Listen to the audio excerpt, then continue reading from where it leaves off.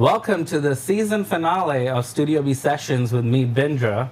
And this kind of feels like the Avengers assembled version of it. So I'm really excited. But before we go to the guests, I want to bring Mario in on the producer table again, helping us make this happen. So thank you, Mario. Hi guys, how are you? Nice to see you again.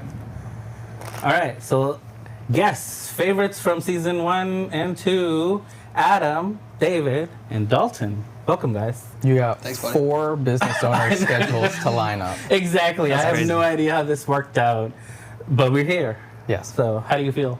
I feel good. I think it's a miracle we're all here. Yeah. But yeah, man, this is incredible. We talked about it for a while. Yeah, and we kind of already had a podcast basically before this because we were talking while we were trying to figure this out. So ignore if the quality sucks because this wasn't set up for a 4-person podcast. We're just throwing our Rode mics and just having a conversation, right? Sure. Yeah. All right. who wants to Between start? kids and families and traveling and projects, I don't understand how 4 of us got on here for now, but that's pretty sweet, But man. you've been playing phone tag Yeah. for months for a coffee. Years? And none of it Months, years. and none of it's intentional either. And I think I everybody know. knows that I guess it's a good thing. But we were just discussing this morning, a lot of it for me is kind of realizing I kind of got to rewire some stuff. Because it shouldn't be that hard, you know? And at least for me, I'm realizing I just am at a cusp of redoing everything just because I can't do it like this any longer. And like anybody who's been around me or even tried to meet up with me sees what it is and it was intentional, but I just realized I got to change stuff up for coffee or for work or whatever, you know? And to be honest, I still remember on our podcast because I told David, you, that I was going to have Dalton, and you were like, I'm surprised you got him. Yeah. So I was like, oh, well, that's good. And then we had to cut short the podcast because I had a client call. So Yeah. I'm so glad you suggested this. So my plan was season 3 to bring more people in. But this is, I think, the perfect way to send off. And I don't think I could have better people here. Well, congrats to you because you've done what? Season 1, season 2. Season 2 now, yeah. And then this is a lot to do just because you want to do it. Exactly. This is a lot. Yeah, this is especially like you said, just getting our schedules lined up. I've had to sacrifice my studio for 3 weeks now because the idea is to film and then break down, and I couldn't because I was like, this idea is incredible. I only had 19 episodes because I had 1 cancellation, so I was like, I need a 20th. So this Only is, 19. Exactly, I know, only 19. So I was like, this is perfect. And when Dalton said it, and I was like, you know what? Let's do it. And I'm so glad we did. And like I said, all lined up. Could have done it in any other way. But also, it's because every single one of us has had incredible conversations with each other. So I can only imagine you put 4 of us in a room. Yeah. There's so many good conversations, but it'll be like 20 minutes waiting for the flight when you have an open mind just for that sliver. Or you're doing this and then you have a couple minutes to talk with you. And usually you're like, that was a really good conversation. Like, it's hard to fabricate that. But credit to you because you got us together. Thank you. And like I said, this is just a passion of mine, so I just want to do that. Which, I know we were talking about this before, since our last episode, you are no longer a single man. I mean, you weren't single, but I guess you're a married man now. How does that feel? Now I'm legally not single. Documentation says I'm married now. So, it was a very quick engagement. It was, like you were saying, you like doing it fast. Normally, I'm not doing it fast, but doing it fast, I was like, oh, this is actually nice. Like, we can, move on to the next thing and the next thing. So It was very David of you. Yeah. how? Exactly. The whole thing, the way that you told me / didn't tell me until it happened, basically. But you told me like I think 12 hours before the Instagram post, and just like where you did it, how you did it, the whole thing. And it's funny because I've known you for longer than I've realized. I was doing some math the other day, and I was like, yeah, man, me and my buddy have known each other for 10 years, dude. It's like 16. Really? So Wow. yeah, well, like watching how much we've grown and just seeing who you become and the relationship that you're at, it's cool and it fits you, it suits you, and it's cool. Like even your housing setup, the whole thing is so David. It was phenomenal, and like I told you, I've been to Gloucester, so I was like, why are you there? Like that was where the perfect storm was themed. I was like, what are you doing there? Yeah. And didn't you just like go on an adventure and brought her there? Yeah, she saw a castle on Love on the Spectrum. And then we went to the castle and then came back there and got married at the castle. So we got married at a like medieval style castle, and then I reiterate, so David of you. and credit to her because she pushed for that. I was like, all right, castle. But then MySpace, I got Florida waters, springs, jungle, making little like bridge pathways through there, playing with mud. Like Super I David. really like Trespassing. Yeah, trespassing on my in-laws' property. Really? So Dude. I got caught. I thought I was on a trail going through a backyard, and this massive human, 7 foot, Easy. Minimum. comes out, and he's like, "Can I help you?" And I was like, I thought I was on a trail. I'm in your backyard right now. I'm sorry." A couple weeks go by later. It's his wife's Uncle. Wow. It's her What are the uncle. chances of that? That's Yeah. crazy. And you're just foraging in the man's backyard. shirtless, And he's like, "What's up?" barefoot. You're just like, "I'm looking for the springs." Yeah. I wonder if you had like a spreadsheet. Did you look at reviews of where, like that? I don't know how. Like you figured out, is this the efficient way to get married? No, it's just kind of, it sounded fun. That's Yeah. awesome. Well, I'm just happy for you. I feel like, it's because now we're all married, right? Oh, Yeah. Yeah. I Go. guess. I mean, Wow. Hey, yeah, boys. So look at that. So, I want to talk to you. Like, do you think anything's gonna change, or Well, I could ask you guys that. You guys are a couple years ahead. I don't know? Well, we don't want to spoil it. Yeah, I guess. Do you think it's going to change? And we'll tell you what has changed. Okay. Well, I think we're gonna stay just as ourselves, our little unit, me and her, for now.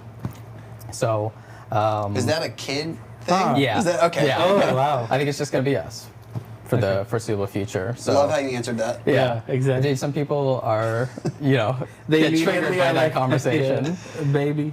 Yeah, With so the- so I think we're just gonna keep it me and her for a while, and keep traveling, we get to work together, which is nice, and we get to like still have all of our passions and be able to explore some things that we want to do. So Yeah, Oh. that's where I have my opinion on. Like, it sounds so awesome, and I guess it is awesome to work with your significant other, but I can bring you a list of challenges. So I can't wait to talk to you in a year. Yeah. We should do this in like season 4, and then I can't Oh, wait is she to working talk like to with you? she's a producer. Yeah, now. she's a producer. Yeah, right? she produces for my retainer client, and so she handles all scripting and Oh. prop purchases. That's and, very cool. And like, what are we doing next? We're doing script A2. Cool. How smart are you guys? But like you said, my mom currently works for me, and she's my mom, and no one's more patient with me, and we've still had things to figure out. It's very difficult. And then me and my wife had a pretty serious conversation yesterday, and we kind of just came to this good understanding of what we want to change. And what I said to her was like, can you imagine what it was like for my ex? Like, me and my ex had problems, like I was engaged, but I was like, dude, my business took up my whole life, It really did. So you have to have that balance, especially if they're working with you. Yeah. Because then it's the other thing, right? You're spending too much time, I guess, with each other. Then you don't space. I mean, I guess go watch Julie's podcast episode. But yeah, it's not the. Like I said, it's fun. Like, I like it. I'd rather, because if I'm choosing someone, I'd rather spend as much time as possible, right? That's what a relationship is. But then you do have to traverse it. Mm-hmm. And I'm sure you're already experiencing that because you're already working together, right? You just got married, but it's not like you weren't doing this. So you just have to, I guess, maneuver it in a way where you make sure that you take out time for each other.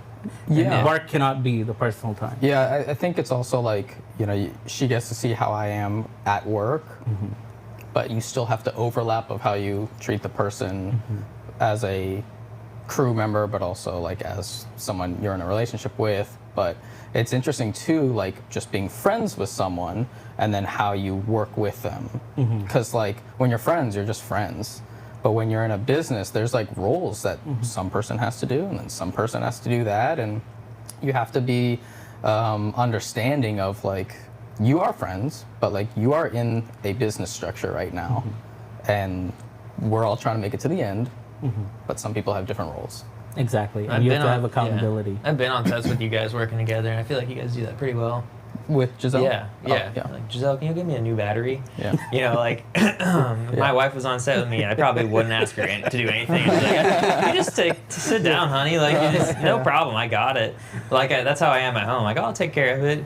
Like, Giselle, can you get me coffee real Yeah. quick? When she Yeah, was I got asked her to PA. give me coffee. So I was like, this is cool. So, yeah, So she's a it- PA. You asked her to do PA She would do it as things.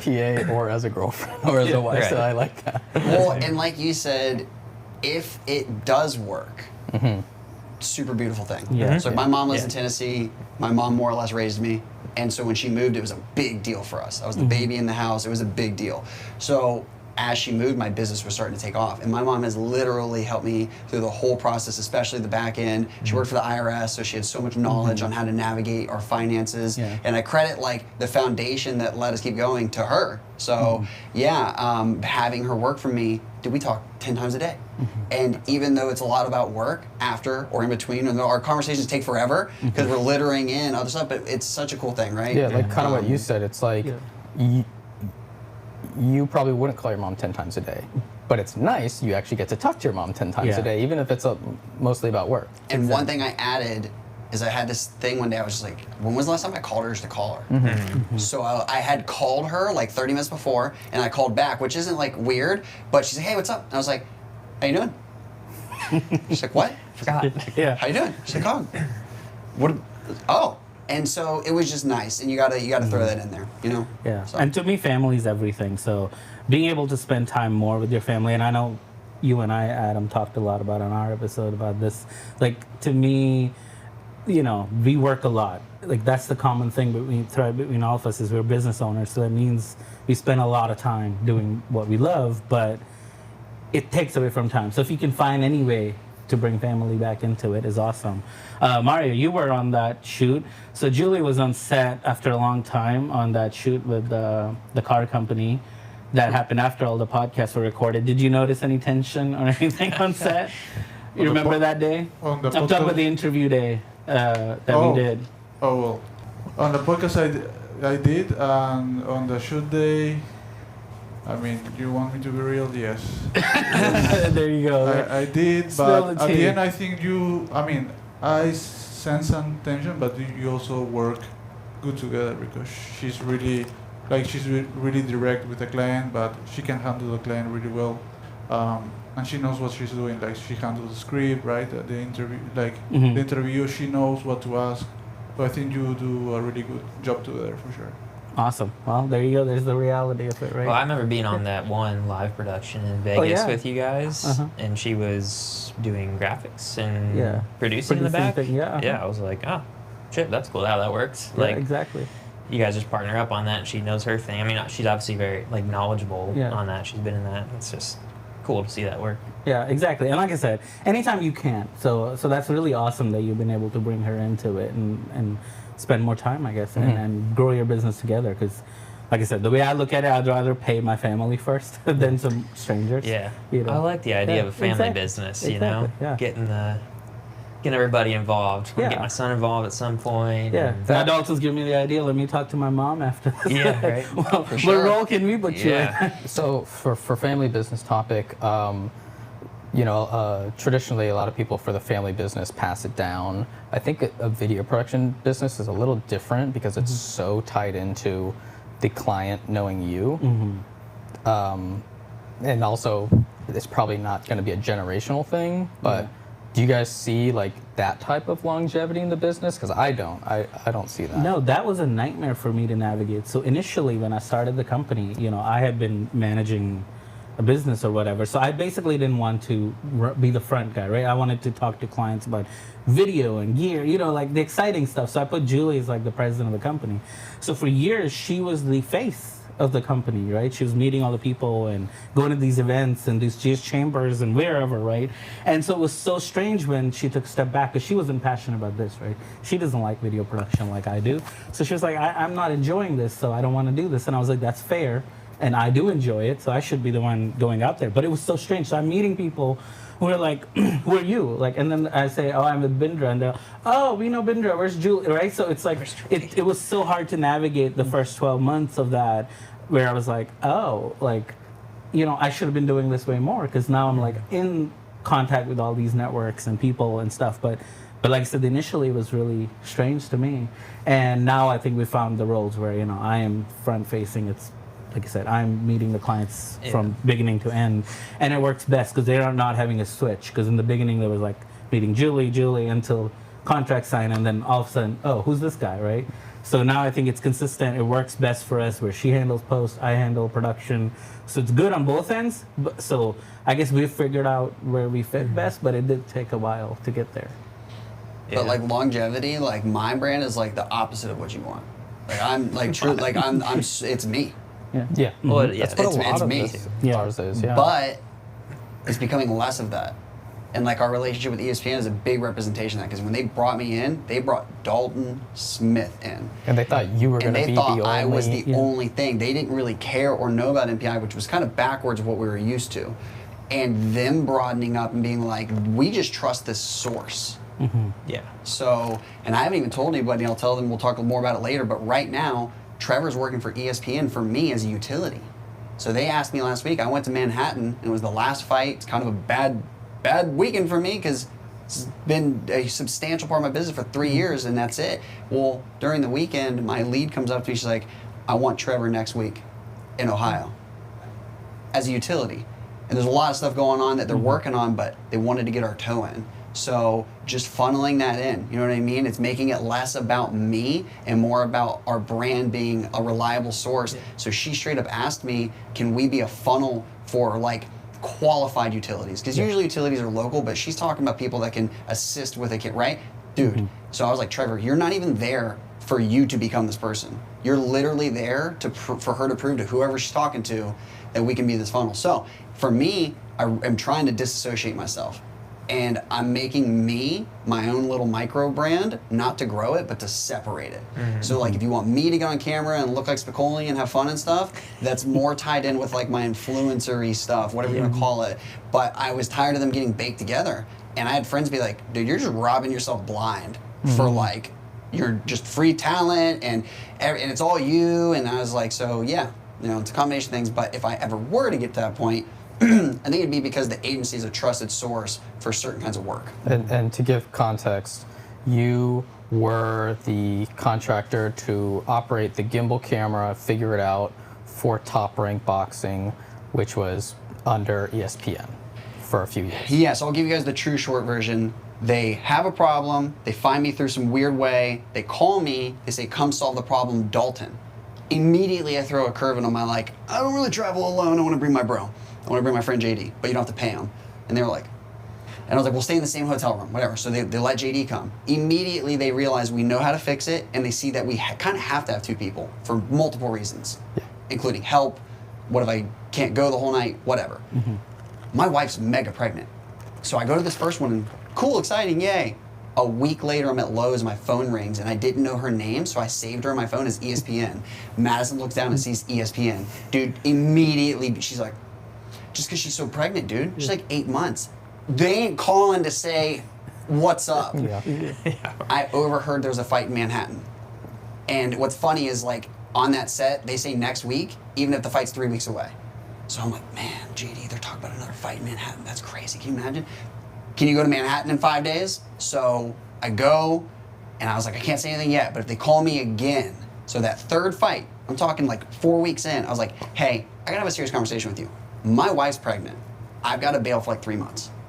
And she was like, okay, I can't just slide your friends in. You have to become a vendor. And it was like a big gray area. So, God, maybe it was during the second fight. It was. During the second fight, I was like, I got to tell them. She's like, you got to shake this one hand, and it's going to be a very short conversation. And to this day, I understand now. He's like, he's the COO of Top Rank. And so, shook his hand, and whatever the heck I did right, or she said, lined it up, right? And then we became a vendor, and I could say David's coming, Adam's coming. They knew there was kind of growing phases with each person. They were cool with that. They even let me bring 3 people on a couple so we could like execute and train. And door shut, but the way I'm describing it is it was one pie that had 2 entities, Top Rank for promotion, ESPN for broadcast. ESPN hired me, and they were representing Top Rank's package, but ESPN was the production company. Top Rank really liked what they saw. So in an effort to make the weigh-in better, they decided to add more cameras. It's kind of interesting. ESPN operates the whole fight night. Top Rank can't really say much. The weigh-in was given to Top Rank kind of as a gift, like, run it yourself. They weren't running it that great. And then ESPN was getting a lot of pressure because people were like, this looks like crap. So ESPN says, well, maybe let's work together. It's a long story, but some of the people from the ESPN side kind of got merged into the Top Rank side. And they knew how to lead very well because they do ESPN. Weigh-in got so good. And they were like, we want Shark, which is us. So we don't just do it, we crush it. Well, guess what? Top Rank had to pay that check. That was the deal. So now we're getting 2 checks. And then they liked it and they added a second day. We did the press conference and then they added a second camera to the fight night. So during fight night, Emmanuel, he's working for Top Rank. I'm working for ESPN. And Trevor is working with ESPN. So they haven't re-signed. Top Rank has fights for years. They're not going anywhere. They're in it for 50 years. So, and I can start telling people this. I really don't care. I got the call. I got a call from the next production company. They're one of the few trying to bid. And it doesn't sound like they're going to go with one company like ESPN. They're going to partner with like 3. And they're going to have like tiers. It's pretty detailed, but they handed our phone number over. The last fight we did, before the last fight, so second to last, they had the main meeting. And they're like, I hate to tell you guys, but we're not signing the contract. I'm sure you know it by now, but everybody leaves. And they were like, vendor meeting right now. So we come over and there's like less than I thought. It's like 5 people. It's like us, Jib, RoboCams, trucks, comms. And they're like, Top Rank wants to know if you guys are willing to work with them. Yep. And everybody had that response. So we just got to wait and see how it falls into place. But like I emailed him yesterday and they're figuring it out. Like the last fight just happened. Yeah. So they kind of separated. Well, guess what? ESPN just drug Trevor up to Canton. Yeah. And he's doing the Pat McAfee show and the ESPN football NFL Hall of Fame induction this weekend. And he's just dropping cable, but he got our little foot in there to where they can get a Shark in. So yeah, the point is like crazy evolution. She found me from Facebook, from a hurricane video, completely unrelated. So even getting in there was a miracle. But what I've learned is like once you're kind of in that pond, you're good. Like you can get other work. No, that's incredible that you were able to carve yourself in, and now you have opportunities to go both ways because nothing stops you from increasing your connections over at ESPN because there's so many more sports, there's so many more avenues for you to plug NPI in, right? Non-selfishly, the contact I have harbored me very closely and basically said, you're going to swim in this pond for now. And there's a lot of reasons, and we didn't know what the heck we were doing, a lot to learn, so we were cool with that. Well, now we're at this point where there's kind of no choice, and she's very open and optimistic and assisting with this transition, but also seeing my needs that I'm saying, look, I need to scale this. Like, for some of my personal needs to be able to I need to step away, but then make more money. So I need to figure out how to get more of these sharks on different packages. And so that's kind of where we're at. And I've got a great execution plan, but there's just way too many things that are possibilities in our little bubble that I don't even want to kind of look yet, just until I see how all these other things fall into place. Because ESPN's, well, exclude ESPN, the boxing, it was 25 fights a year, like 25 to 30. Like that was a lot of our year. A lot of weekends. It was a lot. Yeah. So if we're doing even 2 different packages, that's a big thing. So yeah, that's the goal, is to do more of those and less of some of the other stuff we're doing. It's cool. Once you get that advocate on the inside, it's great to be able to talk to them about those things, like how you want to grow and be honest with them and get some honest help. That's cool. Who do you think told the guy that called me? It was the dang person I've worked with the whole time. What? And so the person that founded me is the one that told this other production company to call me. Oh, and nice, she sung our praises. Perfect. And then the director, Aladdin, sung our praises. And so those 2 people are really the ones that you need. And until they die, they're going to vouch for us. Yeah, and having someone on the inside, that's kind of what you were focusing on recently, right? With one of your clients who has businesses all around the U.S. You were talking to the VP of marketing, because if you can get his approval, he can just kind of spread your work throughout all of these branches. Yeah, that's exactly the same thing. Just getting that one little in and making a fan of them and then letting them disperse that. But kind of in the handshake that you had, that 1 minute conversation, and then talking to this guy, you can't be too much. You can't be like, I can do everything. Yeah, you can't be overbearing. No.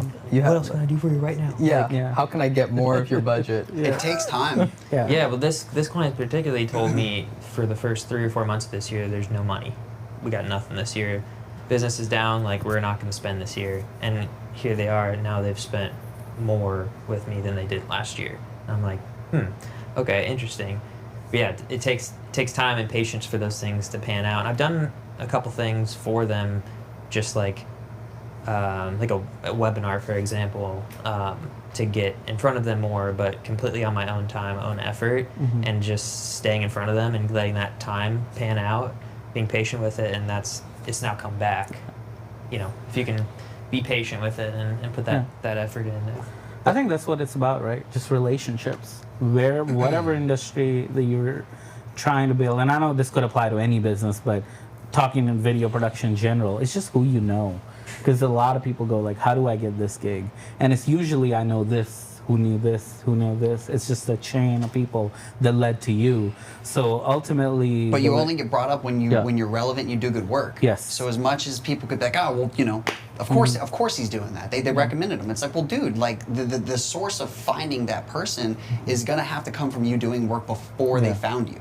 Exactly. So, That's why I'm like so incredibly focused on client experience, because you know, at the end of the day, like you said, you do good work, you treat them right, they will remember you, and then they'll either plug you back into other businesses or they'll refer you. So like, for example, I'm working with a client right now and we give 1 free revision, right? I'm on V4.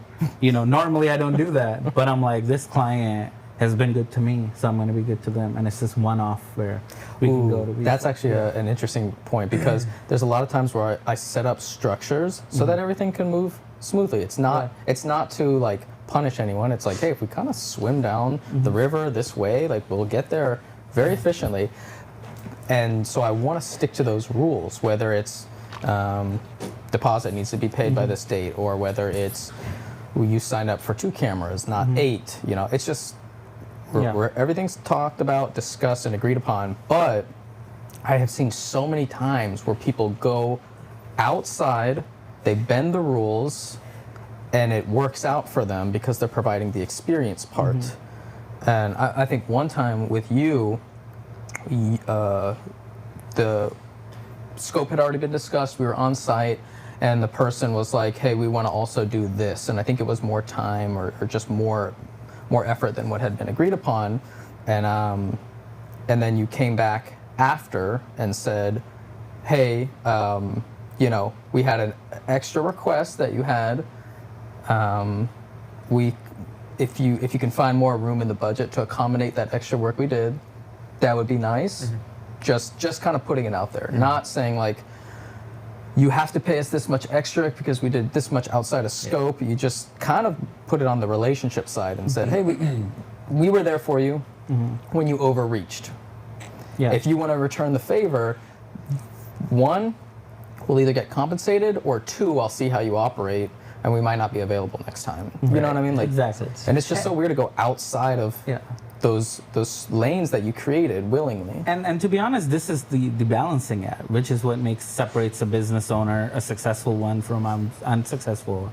Because there is cost to doing business. For example, like the example I just gave, like we're on V4, there is cost. I've had 2-3 extra editing days that cost me money. But I'm willing to do that because I can look at the numbers and I can be like, oh, this is what I brought in with this client. Here they didn't ask for any revisions, so I can offset the cost here that, hey, we did 2 projects for them 6 months ago, there was no revisions, so it makes sense. They're a long-term client. Now I've had the other way, where I was recently contracted to do lighting on a movie, right? And then I was like excited. I was like, absolutely. And then now it's like, oh, can we bring in some cameras and lenses gear? And then that's where I go, no, hey, yeah, absolutely, but that'd be an additional rental charge, right?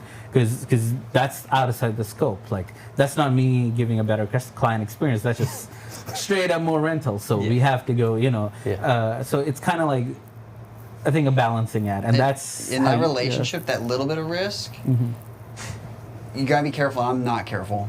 And I need to be more careful. like I'm good at determining when they're a good relationship, but I tend to take way too much risk on the first ones because I'm trying to get, like, really make an impression and get this relationship off the ground, and I give people so much wiggle room, and then I just don't even charge enough. And it's funny, I hate to say this, but biggest tip I could say is, like, be kind, be fair, respect relationships, but treat it like a straight up business until that is proven. Treat it like you would treat your spouse, you know? Like, be nice, be kind, give them a chance, go on dates, but, like, I was just so quick to give them the keys to, like, just kind of whatever they wanted, right? Breaking the rules, and looking back, I'm like, God, man, how much did I take from myself, you know? Well, you have clients who overreach in like not a mean way, and then you have clients who overreach in a mean way, and like they're both overreaching, but one of them is like, yeah, it was just an aberration. Like, we don't expect you to do that the every single time now. But the other client is like, well, you did last time, and so now we're going to push a little bit more. So like, and that's where you have to push back, right? Right. Yeah. Right. Because, like you said, and that's why I am, at least. So let me clarify. I'm all about relationship once it's built, because when it's new, I am like not like giving that much leeway. It's the opposite. Yeah. So when I meet someone, I'm usually like, this is the scope, this is what we're gonna do. Yeah. But now I'm 2-3 projects in, we built that relationship.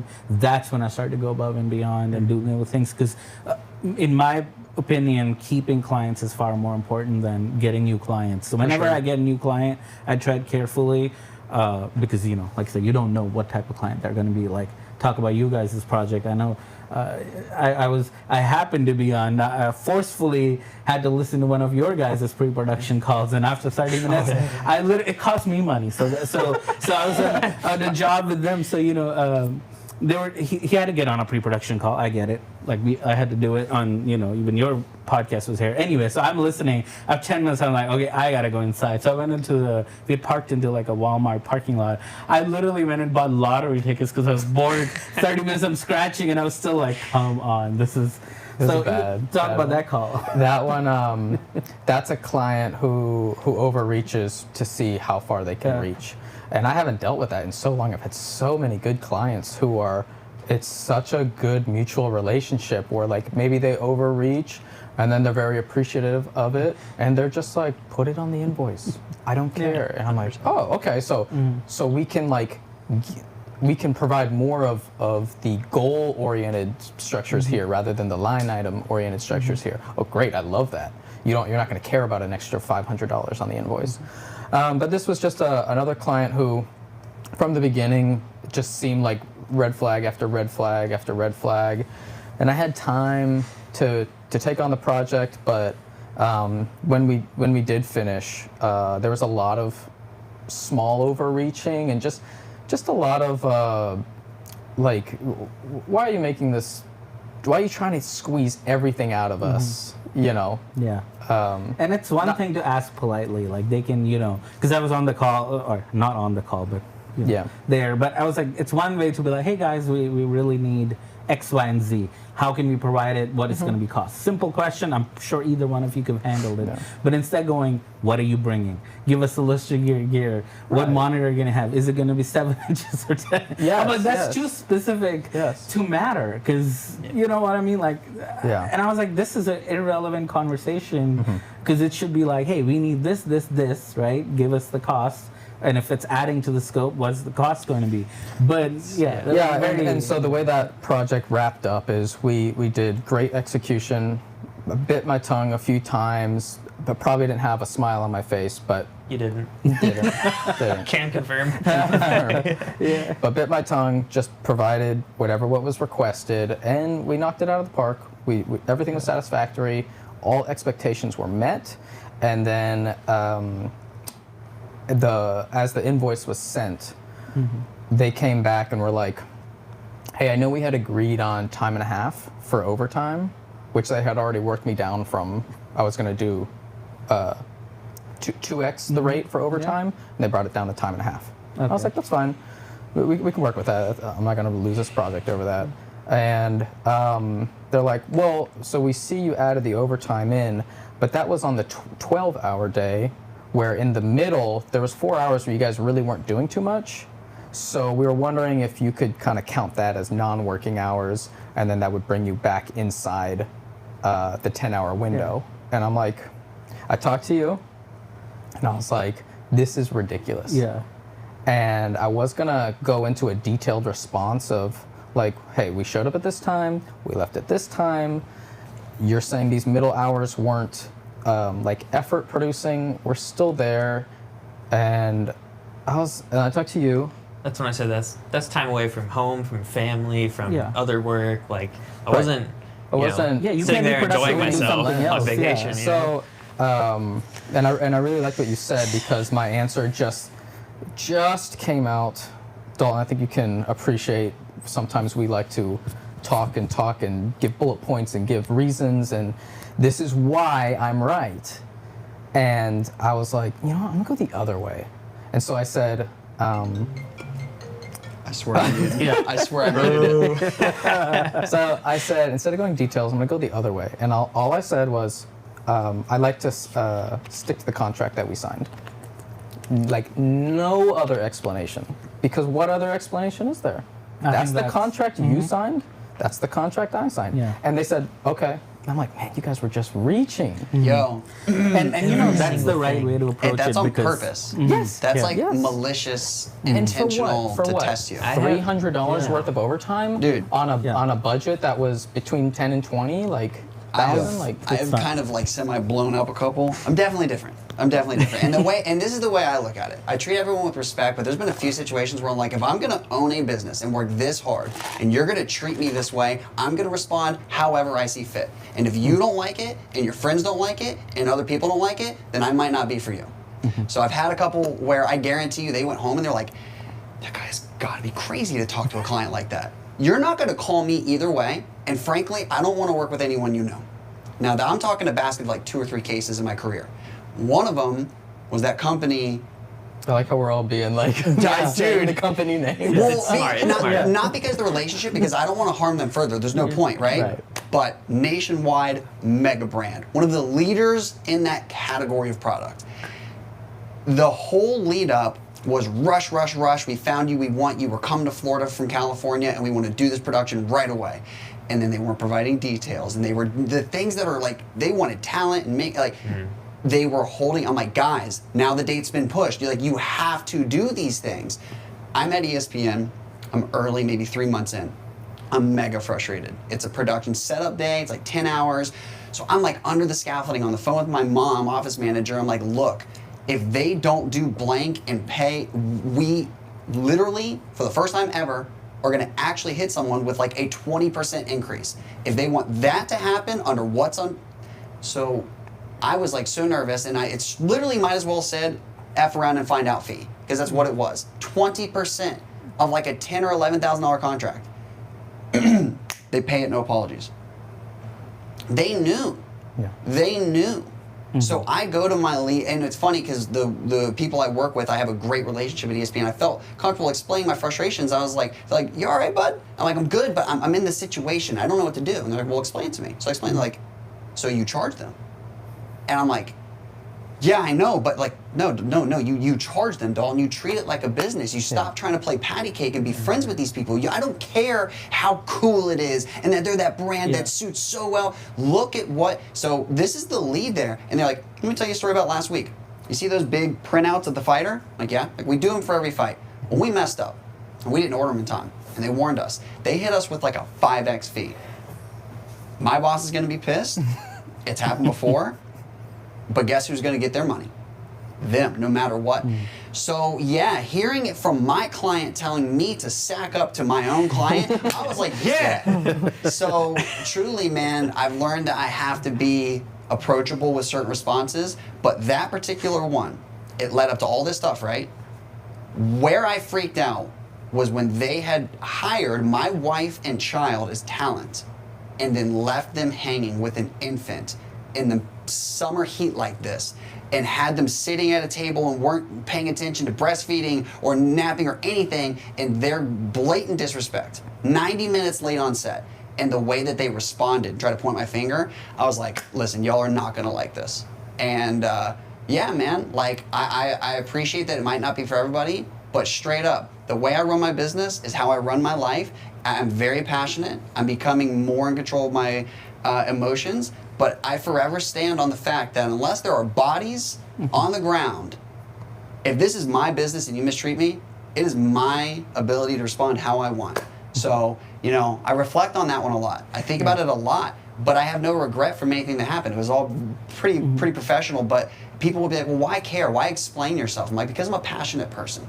And to the people that continue to hire me, I do good work, but they love to work with me.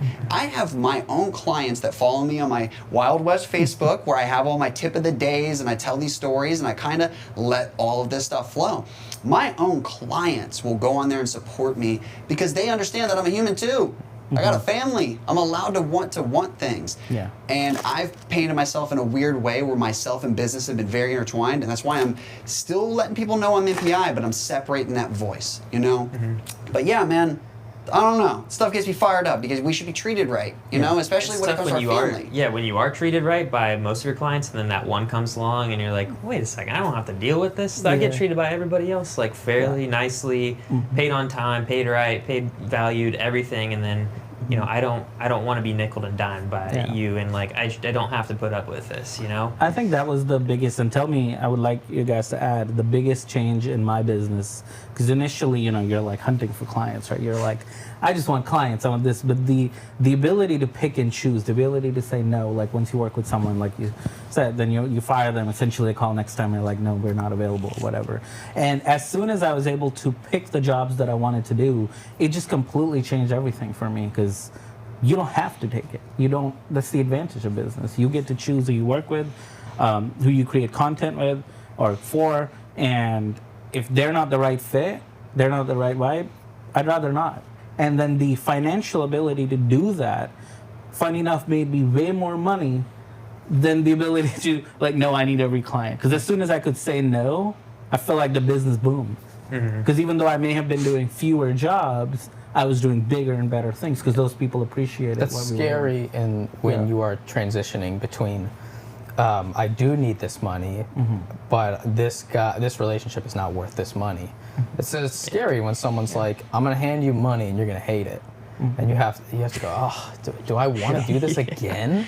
You're like, I don't. And then when you can say, no, I'm busy, or you just say no. Or you real, hit them great. with the pain in the ass rate. Yeah. Like, okay, well, Now, it's going to be that $5,000 can a day. backfire, And then they though. pay it. And then you get there and you're like, I should have been doing this the whole time. And I had a guy recently, and frankly, I told the guy straight up, dude, I don't know if I called you for advice or not. They wanted to shoot supercars out of a helicopter on 12 hours notice over Kennedy Space Center. I was like, dude, you're going to pay like a decent rate. And like he even told me I was crazy. And I was like, bro, I'm leaving for my birthday trip that night. That was my window of like sacredness. Like, I'm coming, I'm your guy. You want me to handheld a 70 to 200 out of a helicopter? Find someone else that's gonna do that for you. For video. For video. I was like, and he paid it. And, he wasn't gonna call me back regardless. He was from the UK. They were here shooting some big TV show, and I'm sure it messed their budget up, but they didn't get their guy in time. Why am I going to pay for that? And I've always been the guy to pay for their mistakes. Their photographer didn't get his visa. He didn't make it. So what? I'm supposed to eat it? And like, then they talk about, oh, but you're on the air for this much time. I don't care, dude. I have to sit on the helipad for 6 hours.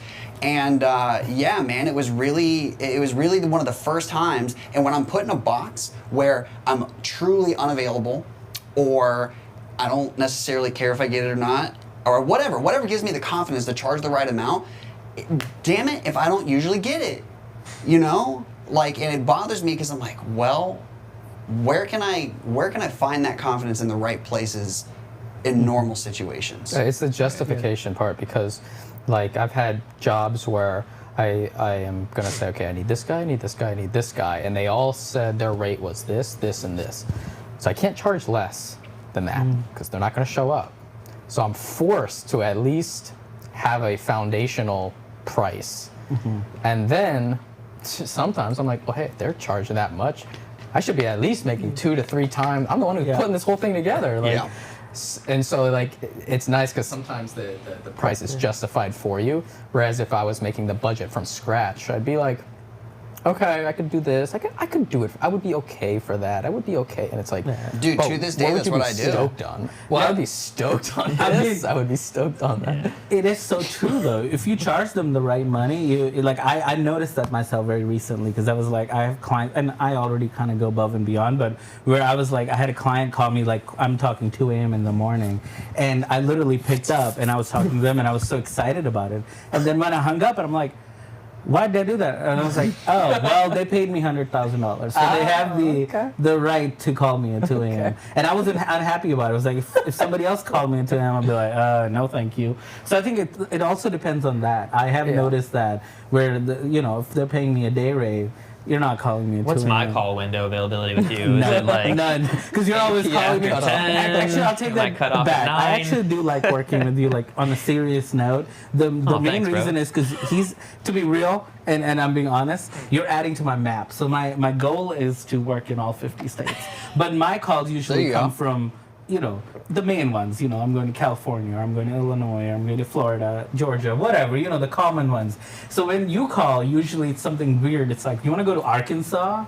You want to go to, where did we go recently? Missouri. Missouri? You wanna go? That- I'm like, so that was me with Dalton. Dalton was like, "Do you want to film this top-ranked boxing thing? We're gonna go to Shawnee, Oklahoma." And I was like, I couldn't point that out on the map. exactly. I have no. There's And a Native American reservation, middle of nowhere, different laws, like really cool experience. But my jobs would not have taken me there. yeah. I always get the exactly weird what I stuff. said, yes. I remember I got a flashback photo the other day. I say yes to everything, and we were kind of talking this morning. I've got to change it now, but I don't regret it getting to here.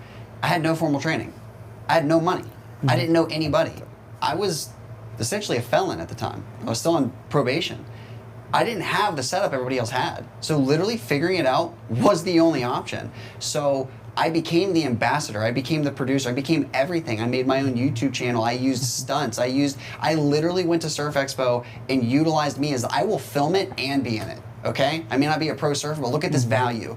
And I utilized that. And I ended up in Lincoln, Nebraska. And I've got this photo. It's insane. I'm like 21 or 22. I've got like a little bit shorter hair, got the baby face. I'm with Tristan Larrabee, and we've got this lineup of electric skateboards, and we're at a Hobbytown USA National Convention. And guy probably pay us $2,500 for the weekend. We came out, we filmed stuff, but we were like literally stuntmen, dude. We were riding the hoverboards, doing like expos, like on stages. I'm fucking doing handstands on a hoverboard in Lincoln, Nebraska, getting paid to do it. And so I spoke with someone yesterday. I don't think any of you know him, Che. I don't know. He's another filmmaker. And he called me because he was worried about me. Because I posted on Facebook and I just kind of had him in one of my event sessions. He called me. He's like, yo, you all right? He's like, can I help you? I love that about him. And I was like, I'm okay. But I explained my situation. He's like, don't take this offensively, but maybe like you're running your business wrong. And and I was, well, basically what he says, like, maybe you're not charging enough. I was like, well, let me reiterate that to you. The issues that I'm explaining to you might look that I'm not charging enough. I'm just shoving it in my pocket. Because the way that I've done this is the way y'all would structure it, where you say this person, I don't do that. I say I can do that.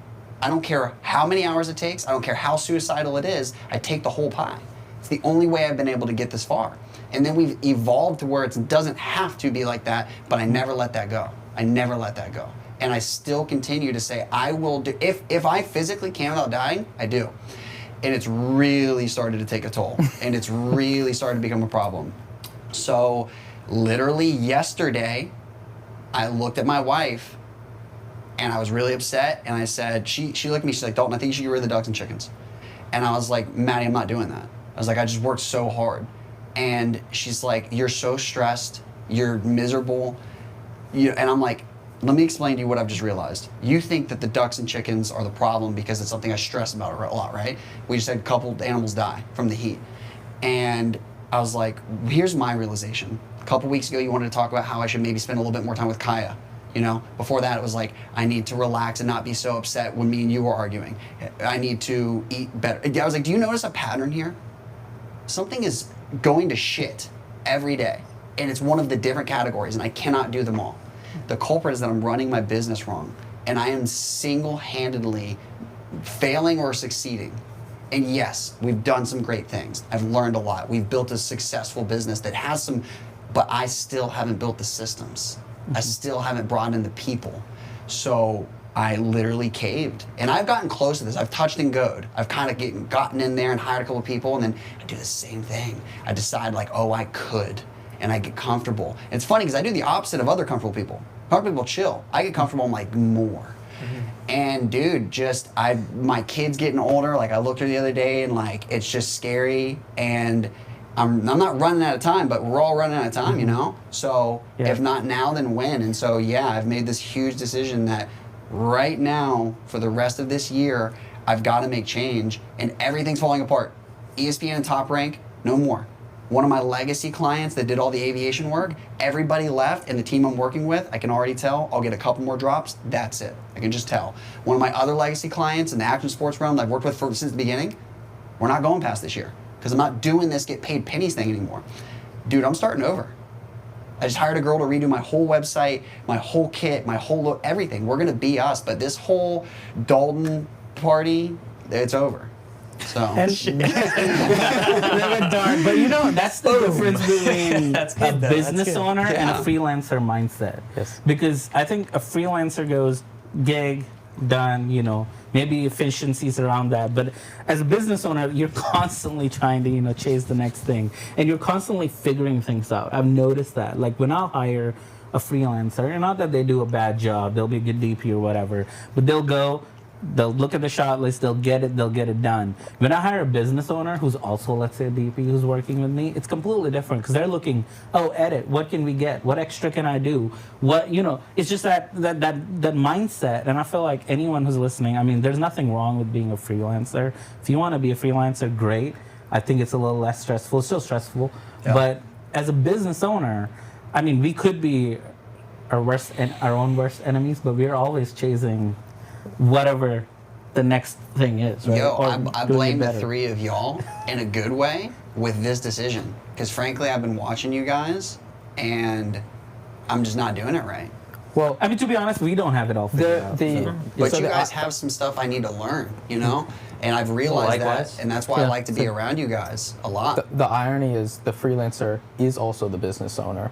He just doesn't know it. Yeah. Everyone is a business owner, but to your take on like someone who is more fully production minded, they know how the edit needs to look, and so they shoot for that. They also know I don't want to do that audio in post, so I'm going to take care of it here because I've had that issue in the past. Like the mics, these are self-recording. Just let them self-record. You don't know. You might, you know, whereas maybe the person who's used to just operating camera might be like, no, I hear audio, it's good, like keep it going. It's kind of like an employee at a restaurant comes in and works their shift, but the owner knows the door to door. How do they come in? What's the experience? How do we get them out successfully and get them back? So like when I send you, I just know that you have felt the good and the bad of everything can go right or wrong, and truly it's not about them being more talented. I think it's about their experience that's versed while doing the project. I think it's also personality. They know the goal. Yeah. Like that restaurant analogy is great because like the waiter is working on getting them a good meal and the owner is working on getting them back over and over and over. So the waiter is like, no, I'm trying to do 100% good experience for this meal, and then I know I did a good job. The owner is like, yeah, but like, was there a light hitting their eye that made it kind of weird? And was there a homeless guy out front? Yeah, was there a homeless guy out front kind of annoying their experience? How long did it take to put their name in? Like, much more comprehensive minded. Exactly. And like I said, I think it's personality. And obviously this is something you can train with. They have college degrees even to go learn business, but I think it also is an inherent trait I've noticed. Like, again, we've all seen your vlogs where you're like, hey, there's my kit, it's working. Let me do it completely from scratch just because I want to, right? It's like your car. Yeah, exactly. Let me do this because, again, we're doing it. Like, for example, how many times have I just built my camera card? Like, I'm like, oh, it worked great. Let me start from scratch. And then, you know, like, no, I can do it different. I can do it better or whatever, have a right? marginal increase. And funny enough, just talk about something simple. Spend 3 weeks. The amount of time my socklers have had the spreader removed and re-added. I don't know if you noticed this. I was so, for a year or two, I was like, and I'm chasing seconds. Like, that's my personality type. So I was like, no, a spreader is not right. I took spreaders off both. And now, as you notice, literally last 2 weeks, I'm like, no, spreaders are here to stay because So they're genuine question. It makes you better, yes, arguably broker, which is fine because it's intentional, but do you think it refuels your passion tank? Do you think that constant tinkering and improving, regardless of your client's product, do you think it kind of gives you something that you need? Yes, because I personally got into this because I love the gear. Like I said, if I could work for Adam or you and just make enough money and just do this, I would do. But the truth is, you can't, right? One of y'all so I figure that became out. a business owner. Huh? What? I said, one of y'all let's figure that out and hire all of us. I've said, yeah, exactly. Because I genuinely like making content. I like making awesome content. I am a business owner because I feel like then I would have to find other hobbies to do on the side if I was an employee. But honestly, I do business so I can make videos. It's not the other way around. My business isn't to, make videos. My business is how can I make videos.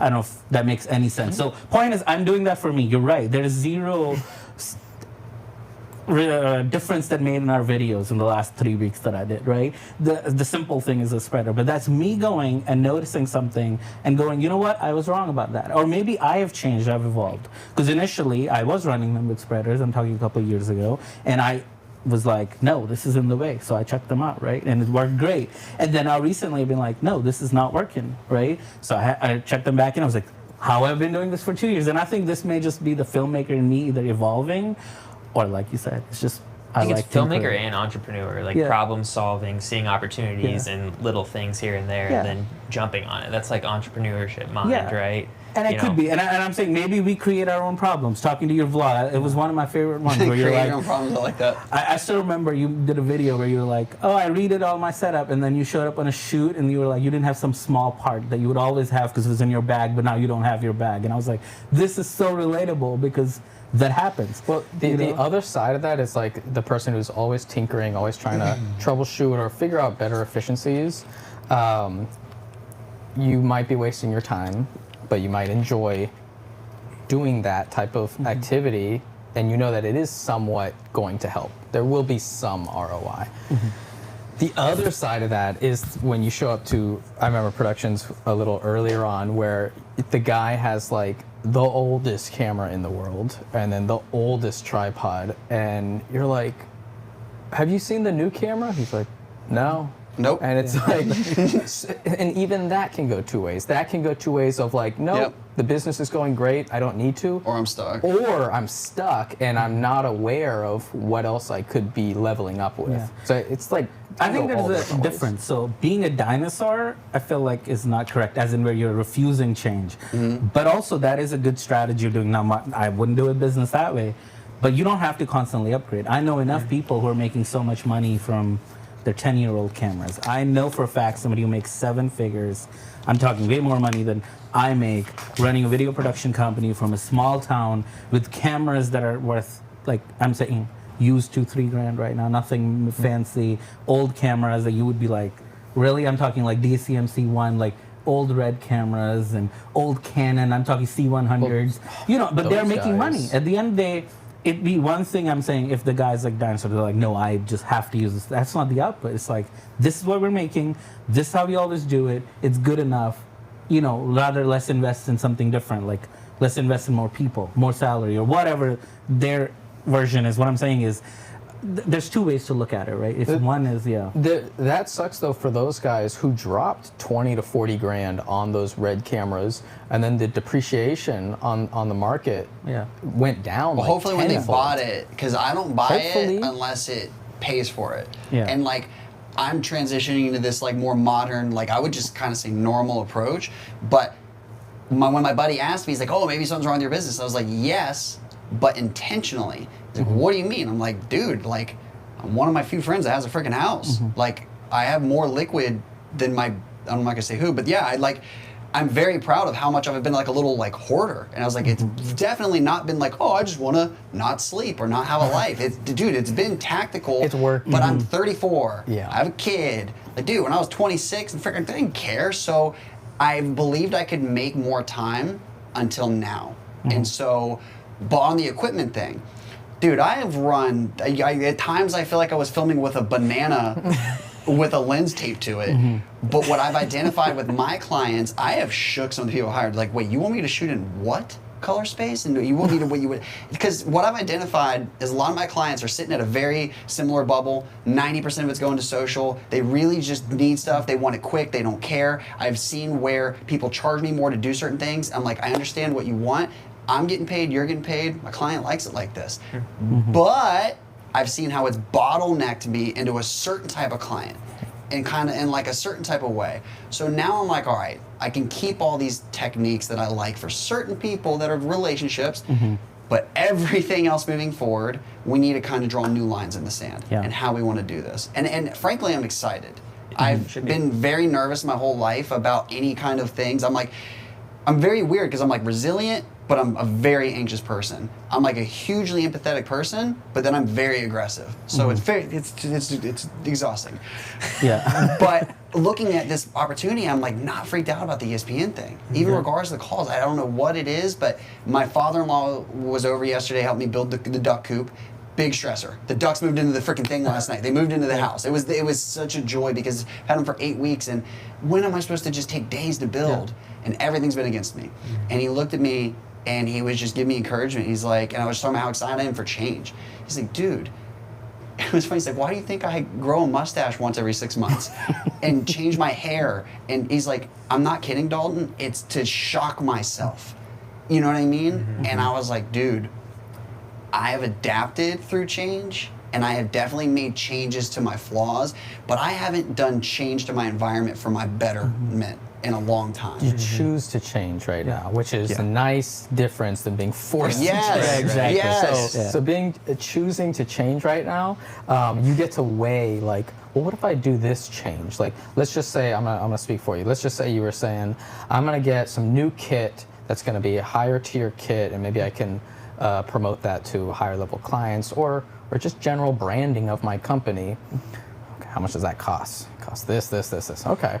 And then you don't know exactly what it's going to do, but there's so many people who could do the same thing with different tools. So like growing up with surfing, it's surfing filming is kind of like do whatever you need to do to get it. You know, it doesn't have to be the highest quality gear. But then I'll see like other people. There's a guy I follow on Instagram, Shane Kreutzer or something. Yeah. He's in Hawaii. And you know, normally for surfing, it's like people were like on old 5D Mark IIIs with like a weird gimbal tripod and a long, whatever the telephoto was.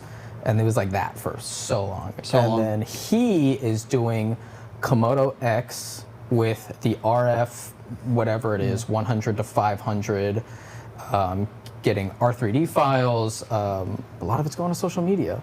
But then I saw because he was at that level, when one of the local surfers here made it to the Olympics, he was filming Caroline do packages. So like, we're gonna do a sit-down interview, and we're gonna film you surfing, and then those promo packages were put up in the Olympics, and it cut in beautifully because it was amazing camera quality and he knew how to use it. So it's like, he could have done all that surfing footage on very, very cheap, standard, normal gear, but he went way up above and beyond, put a huge investment into gear, and then that just allowed him to seamlessly float into Olympics packages. Like, if I had known that was going to happen, I'd be like, I'll do that. I'll buy that. Exactly. Sure. But see, that's you don't know. where I think people just don't understand. I always tell people, if you don't know why somebody should buy that $50,000 camera, that means you're just not there. There's the right project and the right equipment. There's no wrong equipment. And if it is, then the company goes out of business, right? I like These that. There cameras is no are wrong selling. equipment. It's just the right equipment for the right project. And I have this all the time. Like, I'll hang out with people and they're like, why do you buy FX6? And FX30 can do this or whatever, right? And then there's the opposite. You know, you have an FX6 on a set and they go, oh, you only have an FX6? Right? It's a human perspective. But at the end of it, the way I've always looked at I'll have high-end projects. We'll rent fancy cameras. We'll use them. Then I have our project we just did recently. FX3s are good enough, and that's a balancing act. Anyone who looks at it the other way, it's just more, I would say, ill-informed or not looking at it.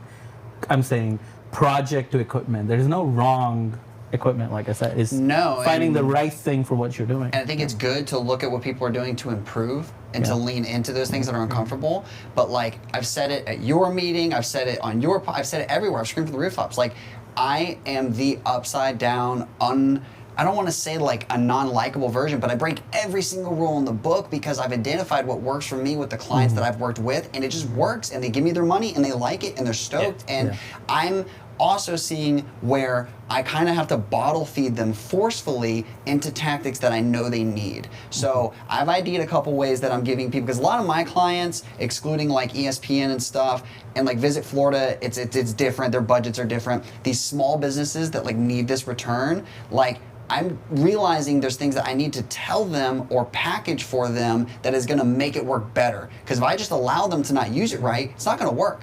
So one of the first people that ever paid me was called American Underwater Products, and it was an umbrella that had this baby little new brand called LavaCore. And their sister brands were big, Oceanic, Ocean Pro, big scuba stuff. Well, they paid me like $500 a month. I'm like 21. And I was just making pretty decent like little free dive content. And I would make them like a video a month or something. And they had them forever, and I would put them into like mashups at the end of the year. And the point is that they probably, I don't know, paid me for like 3 or 4 years, and it increased like every year. Well, eventually it went away, and it basically boiled down to their return. But what happened is that even though it was early days, 2014, 15, these people had no freaking Instagram. They weren't posting it on Facebook. They had no YouTube. They were strictly using it on like 1 or 2 little landing pages on their website, and then at DEMA, the scuba show. So I always compared it to them going to Walmart, buying oil, sticking it in the trunk of their car, and then being frustrated that it didn't work. Because it's in the car, right? And so I feel like I have that habit with some of my clients. So I've now ID'd, do you have the knowledge and capabilities in the back end to make this hit? Are you gonna actually get this out there? Because if not, maybe I can help you, or maybe I can sell you to one of my friends that has a marketing SEO company, you know what I mean? Because if it doesn't work, whether it's my fault or not, you're not gonna hire me again. So I'm trying to ID my companies, because a lot of my companies are like, kind of like almost there. And I'm identifying that if I don't at least point them in the direction or say certain things, they'll just be like, yeah, give me a 2-minute video. That'd be great. And it doesn't serve them. Exactly. And that's why, like, one of the earliest things I did, what we do, and obviously it's different. Hiring clients, they don't need any of this. We just make them what they want. But smaller clients, one of the best things I do is called implementation strategy. So when we make a video for them, once we deliver the video, I deliver it with a document I have enough variations, but generally customized to them on what to do with the video. Because you're absolutely right. Small businesses, especially ones that don't even have a marketing team, they have no idea what to do with that video. And a lot of times they'll throw it on their YouTube or like even their Instagram that's done. And it's like, no, this specific video is designed to go here, and this video is designed to go here, or whatever. And so that's helped me a lot. And it may not have a direct ROI for me because it's extra work, I guess. But you're putting it to them. Exactly. And they see it, and then they now can say, oh no, this video is worth it. And they gotta love that effort that you put in too. Exactly. Like you're putting in genuine time to educate them on the product. Yeah. And to be honest, I did it 6 years ago. Now it's repeat, but yes, it was worth it. Yeah. It's simple for you, easily customizable, and I think those are the little things that matter. Exactly. Because it does help me, because I've had clients actually post videos where they need to go, which is rare. And then I've been like, oh wow, this is good, this works. And I've been doing that. And now, like I said, it's not even effort, because I just have to attach a file. I have to sometimes I have to change a few words, but you get the idea. And it's been really helpful. So yeah, I would highly recommend, like you said, if you cannot, especially small businesses, you cannot take them at their word of, they'll come back and say, I want a 2-minute video. If you just gave them what they wanted, they will not hire you again. And you have to a lot of times go, where are you going to use it? What are you going to do with it? And then when you do give them a video, like I said, giving something simple like that, and it's not a comprehensive 10-page book, it's just like a 1-page video document, just so that they have an idea what to do with it, can increase their business. I got a question, since we're all here. Without giving numbers, where would you like your yearly income to go? Is it like 2 times what it is right now? 5 times, but maybe you think that might take 10 years? Like, are you kind of comfortable where you are and just want to make systems more efficient? What are you guys thinking for? Mine's easy. I want to be right where I'm at, but step away to a normal position and then have the extra income to pay people to fill my gap. It's all I want. It's all I want. That's I love my house. probably I very love, achievable. It's like $100,000 more. I'm Like that's actually in like the truly same like for spot, me to step away to like a normal human's position Yeah. and pay people appropriately, it'd be like 75 to 100 grand. Because the problem with MPI is we're fucking weirdos, dude. Like we're like a media entertainment company as much as we are providing production services. And I can't really abandon that side because there's this whole other world of MPI where even if we take on modern branding and we do things right, we really, that's what the brand is kind of built on. So I need to get a social media manager that knows what they're doing, not someone I'm holding their hand. I need to get my whole back end with just the whole thing. And like it's systems. I talked to someone recently, it's systems. I got great teams and I know how to execute every leg of my business, including delegating the whole thing. It's just the trickle of ding, this happens, ding, this happens. I'm involved at every turn, and that's the problem. You know, for your company, it has this production level to it. We're a production company. It also has this agency level to it. You know, where it can bring in talent from all different types of sectors, and we're trying to think of our businesses as professional businesses, right? They all are. But I wonder what would be different if you treated yours like a very high level company where maybe you didn't bring in a CEO, but you brought in some type of C-level executive who looks at your business and saying like, I think you see it, this is underserved. I think there's room if like we really like double this. I wonder what that would look like if it like leaned into someone dedicated to looking at your company and saying, if it was done right. Yeah, done right. Not really to done right. crap on myself, No, but it's like if more it like was set up scale better, what this. would happen? Yes, if we really doubled down on this. This is not just a company that films interviews. Well, when we're done, I would love to show you guys the work I have so far. I did hire someone. I'm taking 2 big risks. I've never invested in my company other than equipment, ever. So I'm spending some safe but relatively good investments to rebuild everything. And I'm asking a lot of questions. I've asked you questions. I don't know what the fuck made me so afraid to ask questions. Like, I guess just me and the way I was brought up. But like my client the other day, I was like, and he's one of my clients, it's the tank people, that they swear to God they're getting rich off of me. But in a good way. They're paying me great, but he is using ads. it. Dude, he is I've using seen it them. so good, They're man. awesome. And just the click rate, the return, it is like, I could frame them as like the ideal client, right? As far as like should, Central on your Florida. website. I should. Truly. Yeah. Well, I think in terms of we get these kinds of results. Yeah, and they're kind of what I'm targeting.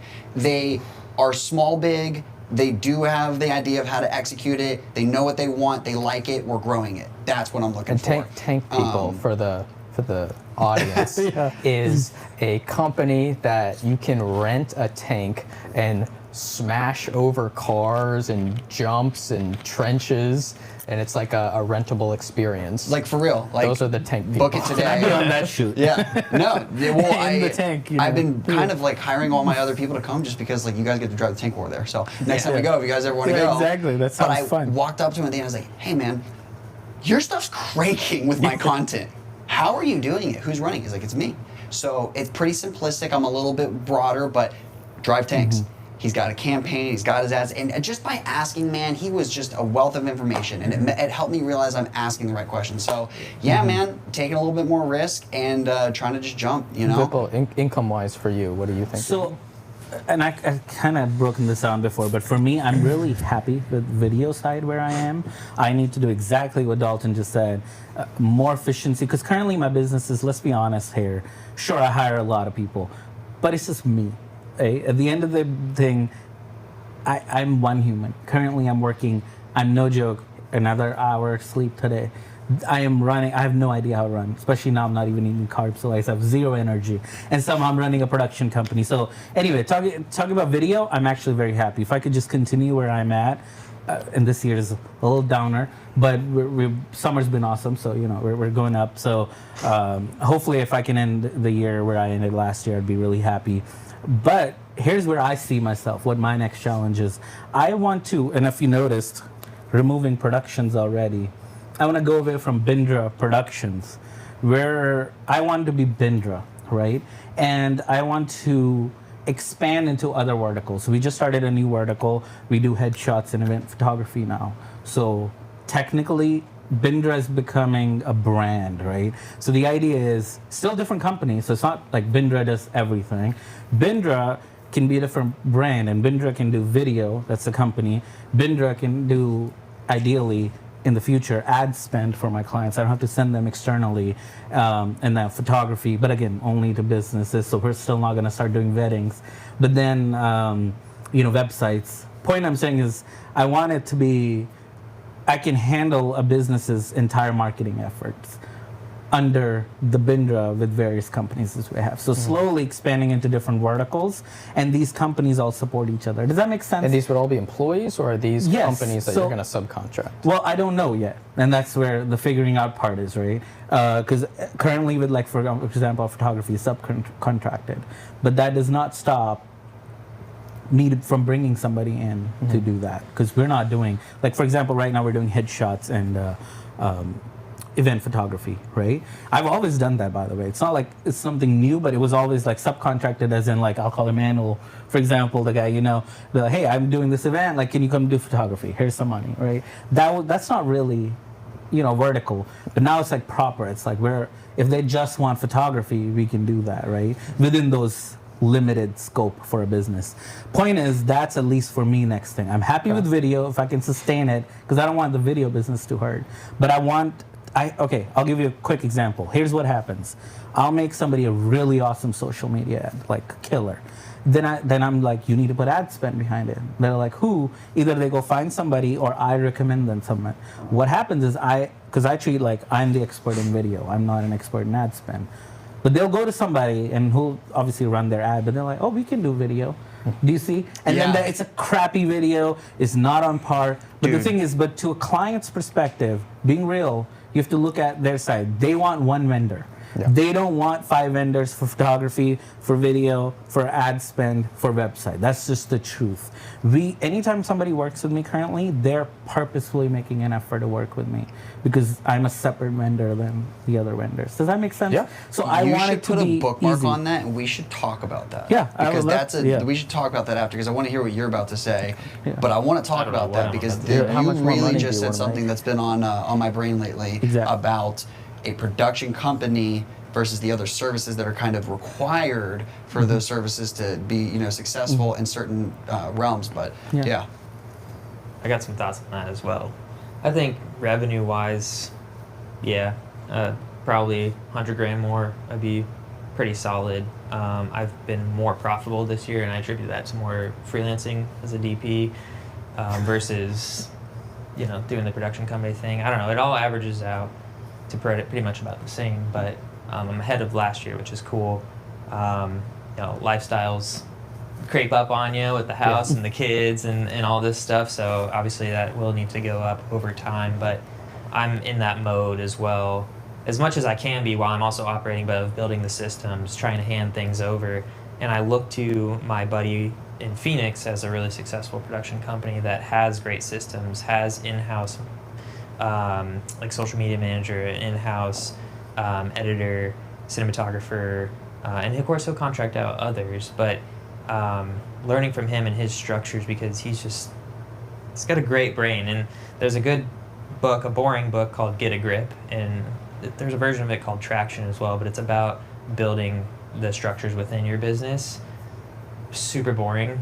Wouldn't recommend it as a thrilling read or a thrilling audio book, but they talk about how to build those structures in your business and fill those key positions that you need in order for the business to function generally like a normal business. And I think that's helpful to actually look at because I sat on a call with him one time, like, dude, what does it look like? He's like, oh, let me pull up our org chart. I'm like, you have an org chart, dude?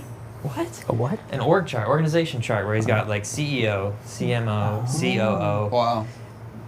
creative services, Which production. is And I'm like, cool. what? Do you know what's funny? It encourages me and disappoints me in the same breath, because I have done my own ghetto variation of all these efforts. Like, I've had my groms, I hire these young kids that literally have zero experience, zero training. They're like potatoes, but beautiful potatoes. They have the potatoes with potential, and with potential. And I just bring them in, and I pay them, and it works. As they get older, I got to kind of try to keep up as the life gets real. But it's worked, and it's not normal. But Well, I was a potato. You weren't a potato. I was a potato. I got such great experience watching you handle chaos. Oh, Jesus. You were there during what was the evolution of Dalton, the person, to MPI Productions, the company. And that was through the Space Coast Office of Tourism work. And I remember they had a couple conversations with me where, like, I knew the team, and they're like, yo, because, like, we want to use you. And what it was when me and my fiance split, and I wanted to just be a potato forever. They hit me up like, look, we can hit up other companies, but we want to work with you. And I remember that got me off my butt. And yeah, dude, that was huge. How much work did you do those few years? Oh my God. I did a lot. I think like that was like the first few years of getting paid using a camera. And like I was on a skate park employee salary before that, probably making like 11 grand a year. The skate park's open for like 5 hours a day after school, so it was a great job. But I think like I want to say like every year I worked with you, I think it like went from like 11 to 18 to 22 to 28, and I was like, oh wow, this is like great for someone who is, my experience is being propped up by someone else trying to push forward. And so I got to take a lot of notes on what you were doing and what you were buying and how you were, working. I kind of just like during that time I was like, yeah, Dalton works for these big companies, like, because he always does that. I didn't know. Yeah. He always does that. And then like when I started trying to get my own companies, I'm like, where are the big companies? and then I can kind of see companies. And then I was like, oh, okay. I remember he did that one job for maybe someone who was sponsored by that company 3 years before. There was always a weird point of entry. Yes, it was like, but he pushed that one. Maybe it was unpaid, maybe it was whatever. And I was like, oh, okay, so I can kind of see how the long play works, and that informed me of some of the decisions that I could make that I did, waiting around. And then maybe 3 years, 4 years later, they started to come back. And I'm like, oh yeah, I totally forgot about that. But yeah, we can do that project now. I'm ready for that project now. I wasn't ready for that project before. I want to know, but I want to know what your financial goals are. But before I want to touch on something you touched by the org chart. That's like my nightmare. Like I want a structure in my business, but if I have a business where I have to have Monday morning meetings or whatever, like I'm dead. Like because that was like. I'd never want to become a business where it becomes stupid conference meetings or meetings where people are just like, why am I here? To me, that's the failure point of a big business. That's kind of how it goes, though. Like, but I don't want it to be on set adjusting the iris. Yeah. And managing large level clients. No, that's fine, but I'm like, I don't want it to be like, oh, we have a company meeting every Monday or every Thursday morning for an hour, and half the people are like, why am I in this meeting? Right. I don't know. I never want to get there. But anyway, what are your goals? My financial goals are a little difficult to want to expand because the lifestyle I have is exactly what I want. I can surf when I want. I can skateboard when I want. I can go explore to the springs, and I'm happy with the money that I have. I'm very happy. I had like over a 2x from the year before to last year. So I'm like, well, this is more money than I've ever had. The lifestyle is, I'm working less. I have better level clients. But the business side of me is like, yeah, but if you figure it out, you can make more, and that doesn't mean more hours necessarily. It might mean a little bit more attachment, but you can figure out certain systems to attract higher level clients, which is huge, instead of just working more at the level you're at. And it's kind of similar to what you're saying, like 100 extra grand would be like, I'm not complaining about that.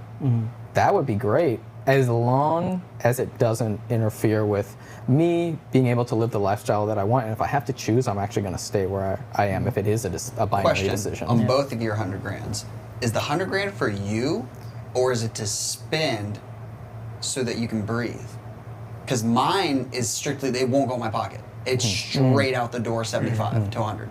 So I more or less am in your boat where I'm very comfortable with my lifestyle. I'm very comfortable with the money we have. My wife doesn't work, which is a choice, and that's a huge thing. And like, I have life insurance, and I have very expensive things, and I max my IRA, and like, dude, I'm trying to do it for 2 people, and we're hitting the brink, right? So that's why I'm starting to repurpose. The 100K kind of brings everything up to, we're not worrying, everything's fulfilled. It's where I'm uncomfortable. So you and I share a similar balance of like, we're doing what we want, how we want, but I'm really against the wall with how much other parts are behind my end that I'm doing alone, and it's just not working out. Yeah.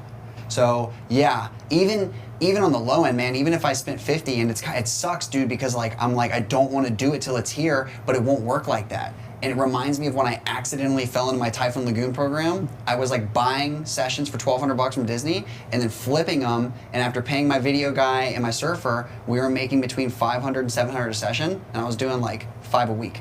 So, and it was great because it was blowing up the MPI brand. It was this great thing, but like I built it as it went. And I think if you do where you're at, you're in a better position than me because you are comfortable. You kind of like have a good setup. So if you grow and don't break the rules you made to get there, I have to undo.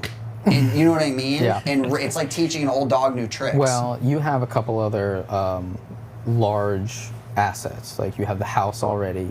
Everybody has a house already. You guys have like certain things that do dictate this amount of money need to be in there.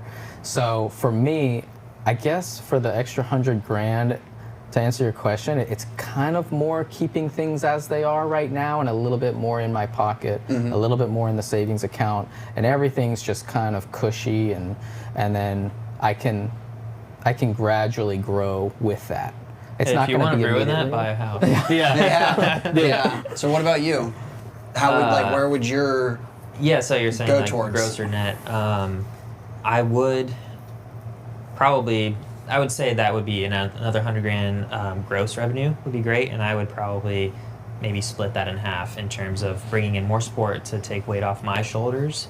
Yeah. Like whatever that ends up being, a project manager or producer, whatever it is, and then half of it put it into my own use in my personal life. If that's investments or lifestyle or whatever it is. Because you guys and most people could probably use more to put in the bank. I need help because I'm choosing to put the money that I would put towards the help in the bank. And now I'm in a position to where my assets and my monthly requirements versus what we're bringing in with me stepping away don't add up. Yeah. That's the dilemma. So thankfully, I'm a gopher and I've been just hoarding money, and there is no immediate risk. Like there's 6 to 9 months of like we can stay afloat minimum, and that's before you know what I mean. So like that's a rare thing. That's a beautiful blessing. Yeah. So I'm like, I don't really want to wait till like maybe we don't have that, you know. And we do have some good stuff. Like our house is fixed at like an ungodly low percentage that'll never happen again. And I realized recently, I told Madison, I was like, I need to shut up. I need to have faith, and I need to calm down, and I need to focus, because literally we can buy candles and we can go get gallons of water as long as we don't lose this house. Yeah. You know what I mean? Like, 'cause dude, we got our house at 2.3% fixed. And Adam, you won. You got 2.3%? Yeah. Times 3. Exactly. Wouldn't be no. And funny enough, my first house was closer to that rate, and I'm like, I wish I could get this one at that rate. It's a miracle because the way I set my business up, dude, I'd be in deep trouble. So we're all dealt hands of cards, and it's redealt pretty frequently. Sometimes it's a single card, sometimes it feels like your whole deck. And right now I feel like I'm just like about to light my deck. But it's good, you know, it's really good. And that's why it's important to it's a very old term, but someone told me this, I never let it go. He was educating me on the importance of just taking in insight from so many people. And he considered it a Rolodex, which is, you know, what everybody used to keep their business cards. And then I just cannot let go of that. It's every single person, all these conversations fall into the Rolodex. So when I go meet this person and I give this advice or I have this conversation, if they like it, they consumed it as a singular piece, but it is literally built on hundreds of conversations from dozens of people, and I think that's the coolest thing in the world. Yeah, I mean that's why I liked doing my filmmaker meetups. Is like, sometimes you talk to someone and you're like just talking, and then they say something and you're like, oh, actually I need to tune in. How did you find that out? And you're like, you didn't really think that they would say something that that would hit you so much. And then I was like, oh, I like these conversations. Maybe I'll invite some more people to these. And like later this month, I'm gonna do one in New York. Sick. So that's gonna be like, I paid for the flight, I paid for the hotel. It's a completely, that's just an expense. I'm not gonna make money off of it, but I have seen now where I'm like, dude, investing in yourself, that's me investing in myself. I'm gonna meet so many people, so many New York crew members who are just gonna, most of the value is they're gonna meet each other. Dude, send it to me and I'll send it to the couple guys I work with in New York. Yeah, exactly. Like, I'm being serious. Like, Case in point.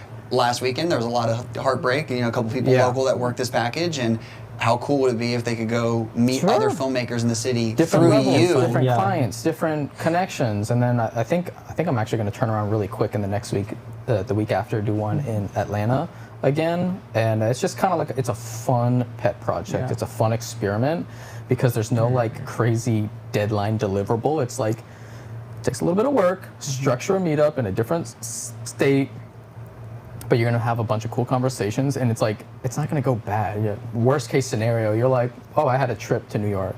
Well, dude, you're gonna meet people. Yeah. Question: do you guys feel like you meet, or excuse me, do you feel like you learn more from other people in our space that are like you, or super duper different? Oh, different. For me, it'd be different.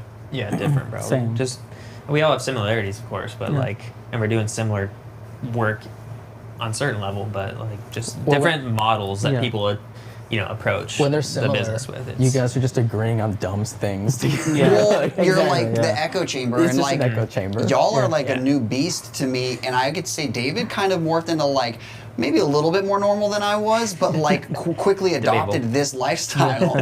And so David has kind of been like cool because he's me, but he's like, I was like, whoa. How to get there. And so all of you guys, this guy Jared, I'm like, man, I'm learning a lot from you guys. And no offense to any of the people I've run with, but I'm from the GoPro pack. And it's like kind of echoey. Yeah. And I'm wondering, like, why don't those big jobs pop up more? Like, and like, dude, I had a conversation with the girl redoing my website, and she's awesome, and she nailed me in the freaking stomach. She's like, okay, so let's start at the top. I would never hire you for a wedding, ever, period. I go to your website, and it's fucking tanks and guys with gold grills, and I don't care. Yeah. And so we're separating our wedding brand, and this girl is so, I'm gonna just shovel money at her because she is going above, and I can feel her enthusiasm to help me out, and I think that she gets my struggles, and I've never been excited to give someone my money like this. And so it's very peculiar that we all had this conversation today, just because like everything that I would have told you I'm doing 5 days ago, it is pretty unapplicable today, which is super cool. And so like you guys, I think maybe I'm the different one. Maybe I'm the weirdo, but I've learned so much from you guys. We're pretty similar though, man. Like the GoPro pack, where I'm like on the FX3 pack, so it's like one little micro step right there, and that doesn't even make a difference, really. That's just gear, man. It's business, ownership, relationships, systems, and structures. Like the gear is readily available anywhere. Like you can hire so many people that have higher level gears. You know what I mean? Like gear. It's just relationships and how you operate as an entrepreneur. I think the different relationships test us. Yeah. Especially like, I don't know, like I feel like I'm flexible, but I tend to be particular, and so I've just learned so much being forced into like even broadcast. Oh my God, dude, I got my ass kicked. I think anybody that went with me could agree that you get your ass kicked trying to understand. I couldn't even, they were speaking French. Like go to JD, I love this story, go to JD and ask him what layout stands for. I mean, shut your mouth and shut up. He's trying to talk to the director, and I'm at the point where I'm starting to identify there's a couple moments in the flow that you don't talk, and JD is trying to talk to Aladdin, and he's like, layout. And I don't know what that means, but I'm not talking. And then he's like, shut the fuck up. And so it's just been so good to go into these very uncomfortable environments. I've learned more there. And my last sentiment to my client at ESPN, I shook their hands, I said, I want to tell you guys something serious. The job, thank you. But the leadership that I've watched you guys go through, just like, dude, I've seen not good things, great things, people get injured, someone had a stroke and they supported them. Like, all of it. Watching their leadership roles from a world that I'm not from has probably been one of the most like educational things I've been through. Yeah, absolutely, man. Yeah, I think at the end of the day, people have different leadership styles. And to me, I want to learn from everyone because at the end of the day, look, we all take input, right? I'm taking input from 3 sources and I have my own input and I'm going to go process that and I'm going to do what's best for me. You're going to do what's best for you. So we're all in the similar journey, but we're making our own decisions that are best for us. And then, like you said, you come to a stage where you go, I could be doing that better. And you change. Reset. But I'm pretty sure when we talk in 6 months, you'll have a completely different because some things will work, some things won't work. And then, you'll again do that. And that's just, I think, the part of business, and I like this. To me, that's the best part of business. That's why I wanted to share it with you Evolving, guys. yeah. I was excited. Hopefully it means something to people because I feel like so many people get the redundancy of it's good. And this is a huge shift for, my company's been good for quite some time. We've been great, but this is like a whole new rebirth. And I think one of my big pushes is realizing that like somebody could start a brand today and have it going in 12 months, Yeah. Like who's to say, like, why am I walled out from trying to rebrand me, 100%.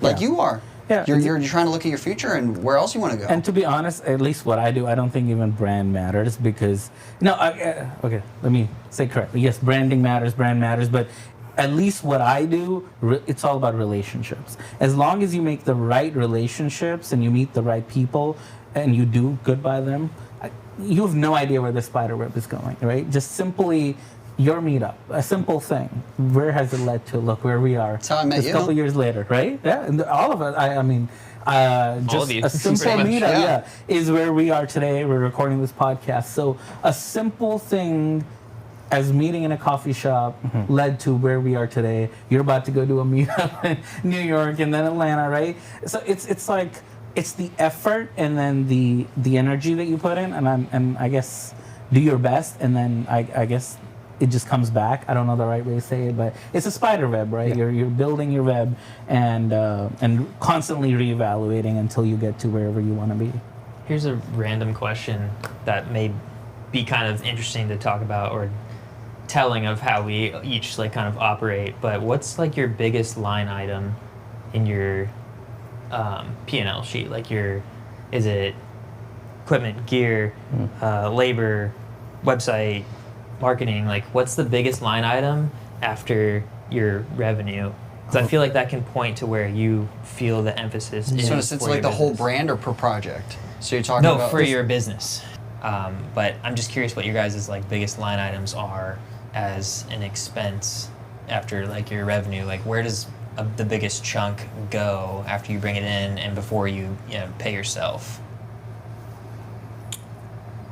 You guys are not gonna like my answer. My answer is gonna be, you already know it's gonna be upside down. So it basically all goes to the same pot, and then Deanne delegates it between like 5 or 6 different accounts. There's some that go to payroll. There's some that's like a checkings account or savings account just for MPI. We have a really great like just liquid account in like our checking account, but it's growing so much, and our savings account is great. They actually called us like, hey, y'all should move some money over, because I've got money in my IRA, money in the traditional stock market, but then I had all this like daily business money, and they were like, you should at least put like the bulk of it somewhere. But like, I pay my people per the job, and then I very rarely buy equipment, but I don't even say, it's like, I never upgrade. Like the last upgrade I did was when I bought that Z-Cam. I guess that was like last year, but that was for funsies. Ain't nobody gonna fucking, nobody I'm currently working with is gonna care. But Tristan, shout out to Tristan, he got me super involved. I love those things. I shoot with my A7S III like 99% of the time, so it's just so nice to manually pull focus and have this more cinema rig, and I enjoy it. But yeah, I don't buy stuff unless we have to. And if I do, I always aim to make it part of the budget. So like the live stream stuff, I've been kind of like chipping at it, and we've been slowly adding to it. But then like, I guess like insurances and stuff, but dude, I keep all the money. That's what I'm saying. That's why I'm in this position. I have all the money. I have all the money. And I have a lot that I'm trying to do, I have a house and my wife, and knowingly keeping her home is making me rely on the income more. But the problem is that she doesn't get paid a ton. Like, she's a veterinary technician. They don't get paid very well. And so we did the math. If she went back to work 4 days a week, I'm not going to be able to sacrifice that much time to take care of Kaya. we're gonna have to hire someone that we don't know, and then you're talking like a couple grand. I should just be smarter and go get a couple extra grand. So, you know what I mean? Because she can't walk in and be like, hey, Dave, I need a couple extra grand this month. Yeah. I can go land a job. Yeah. But I can't just keep making infinite time, so that's kind of the cusp of the change. So truly, like, if I did things right and took that excess income, it would be to me staffing. It would be to me appropriately staffing. So like I do pay my mom a monthly salary. My stepdad works in conjunction with her, and it's great because it's for their household, right? And my stepdad just does, we use Basecamp. And so he does the structuring. Like when we get a contract with a dozen or 2 dozen deliverables and there's all these different things, he goes in there and puts the addresses and the names of each thing and sets it up so that way when I go to officially start planning the project, it's already there. And so Deanne does all the contracts, she pays everybody, she makes sure we don't go to prison for tax evasion, and then she just slides the contracts over to Harry in the same house, and he sets it all up. And then historically, like at my peak, I had my mom and my stepdad. I had a full-time assistant working wirelessly, but I could basically call her 8 to 5 and slide her any sort of logistics, which was great, man. I got to go do a helicopter shoot soon, and I was just thinking yesterday, normally it'd be like, hey, Sydney, call this place and get a quote. And then at one time I had 4 people on my Grom team. I had I had Gavin, JD, this girl, Lenny, and then I had my social media girl. So, dude, that was the closest we've been. And there was nothing wrong with it, but you know what's funny? I just figured out how the hell I got here, guys. Holy shit. I felt these problems, and I was like, risk, hire, and it was working, right? Gavin quit, and it was bad. It was like explosive. It ruined our friendship, and then we fixed our friendship. Love you, Gavin. But it was really rough, and it completely wrecked my trust. Then Lenny was older than the boys and had a degree, and she's like, yo, dog, I need money. She's like, I need 60 grand. I was like, that ain't happening. I'm sorry. And I was just like, that's not gonna work. So she went on her way. And she still worked with us contractually, but I was like, shit, now we're down 2. And then the social girl, we like lost like one of our clients, and I got spooked, and I was like, hey, I'll just do it myself. I'll just keep that extra money. Yeah. You know what I mean? That archaic mindset. And then Trevor got introduced, and it's too long of a story to tell, but another Grom, because I don't go looking for these kids. You have to fall in my lap and kind of I have to like you. So I meet this other kid, and he's like doing good, but he's like, I'm going to Sweden for 6 months. So he goes to Sweden, and before he left, this was last summer, me and JD was still here, we adopted this kid for the summer. And I was like, the goal is for you to not suck at editing, because he's a great shooter, had no editing skills. I was like, if you can do my light social work for some of my clients, it kind of takes them, it's like, I'll keep paying you in Sweden so you can have a job. So he goes for 6 months. He went from like August to January of this year. JD quits in November. And it was like brutal, because he's like my brother. And like, now it'll never happen again. But I had written this fairy tale ending, Dalton and JD till the end. He's gonna work here forever. And I had done that with other people, and I was just like, emotionally putting myself there was the problem. But he did the right thing. He gave me 2 weeks notice. He offered to help transition, which was great. So what I did is I took the rest of November and December to just think. And it was weird, because I had a kid or a person in my office with me damn near every day during the week since 2020. For 4 years, and dude, it was weird. I had like an emotion. I had to like, holy shit. So Trevor came back in January, and he looked at me the other day. He's like, dude, do you believe I've only been back for 6 months? I was like, no. Oh my God, because dude, me and the kid been running this year. So that's how I got back to this. And right now it's just me and this one Grom, and we've had some interesting conversations. I've been asking questions, and I ask questions I'm afraid of. How much money you want to make? And he gave me some good answers. And I was like, well, what do you want your future to look like? Because he's smart. He's going to go do some good stuff. And he kind of saw an opportunity to be honest with me, but say there is opportunity for both, you know? Like, I want to make a lot of money, and I want to go and do a real job one day, but I see what's going on here.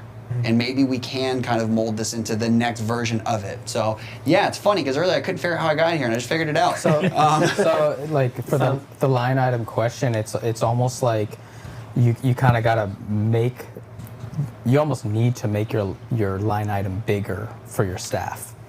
my line item would be paying appropriate staff for a real structured business. Yeah. Makes sense. No, it's the same for me, the people. Because, every time I look at it, it's always people because people cost money. And I'm very, very much all about, I run my business very lean because I don't ever, because we go through phases and I don't want to ever have a huge payroll just sitting and there's no project. So I like hiring people based on project, even if it's consistently.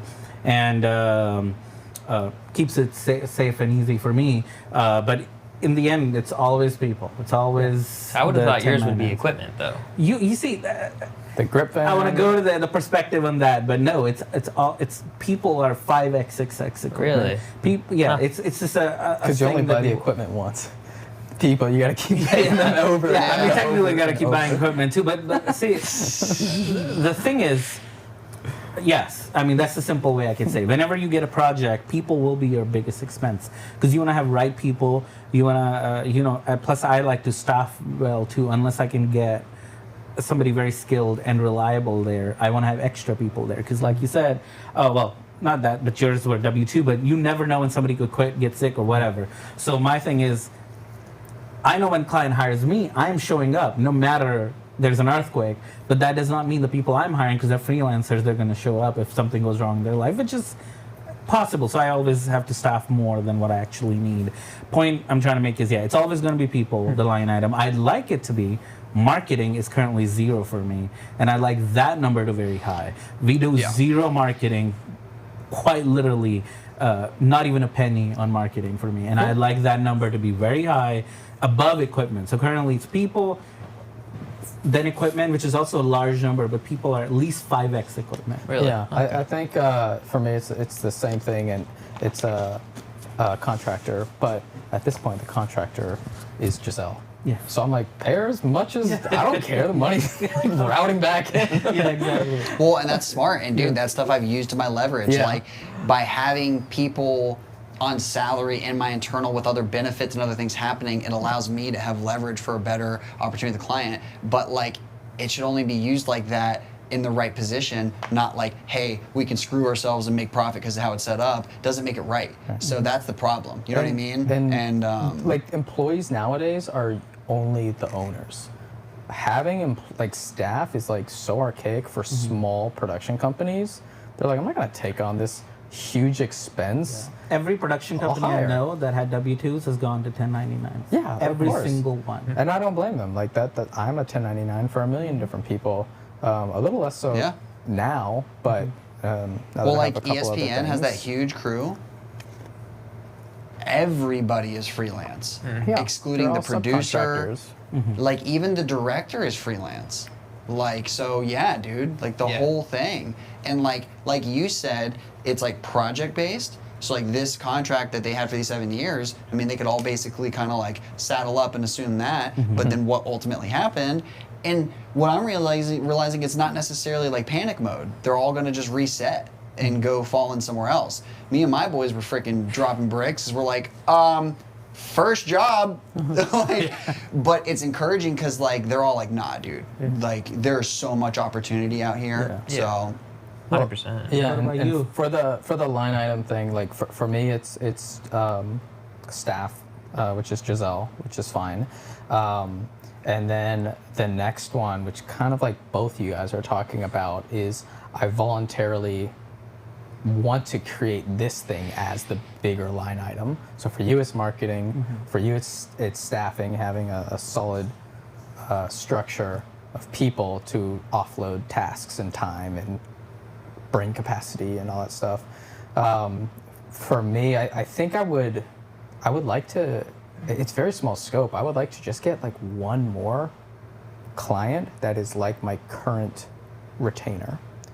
And that would afford me all of the things. It would, a lot of cash, not too much different of a lifestyle, not too much different of time investment, and still being able to do all the other things I want. Other than that, like if I was to increase my marketing and get a bunch of jobs, great, but also now you're just gonna be working a lot. And I'm like, oh, well, I don't need to be working 100% of the time. I really don't want to be.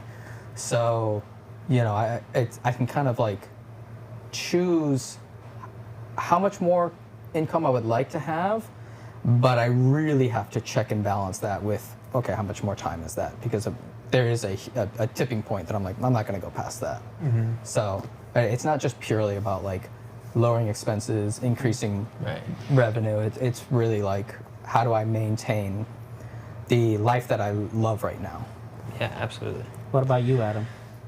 Wild surprise people.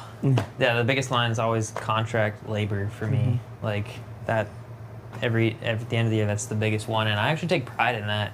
I think last year I paid people $100,000, and that's like really, really cool because that's my initial efforts of creating opportunities for other people. That's 2 solid jobs, right? That, and then you feel a little bit like that small business vibe where it's like small businesses, create jobs for America. It's like, well, actually, yeah, I'm like experiencing that, and I just, I'm doing that for people, and I'm proud to have it be the biggest line item. I hope it stays that way, to be honest. I like to hire A-teamers, like I want to bring 18 people that are comfortable wearing a couple hats on the shoots. That's why I bring you guys out often. So I know that costs, And so I think I at like the end of the to day, keep a it that way. business is a collection of people. So if you don't have people, which is why it's a common thread, right? Either you want to spend more on staff or you have staff as your biggest Isn't that expense. funny? 'Cause, How it's like the two I didn't extremes? expect that, to be honest. Yeah, because at the end of the day, that is what it is. Either, and without Yeah. people, there is no business. Then you're just a freelancer, right? And then I think you have to ask yourself what you want, because David is super funny, because we've had this conversation. We distinctively do different things with great intent. Like, I will intentionally crash myself into the earth to go for this intent that I'm going for, and you're like, nah, I'm good. And whatever that means I need to work with is totally fine.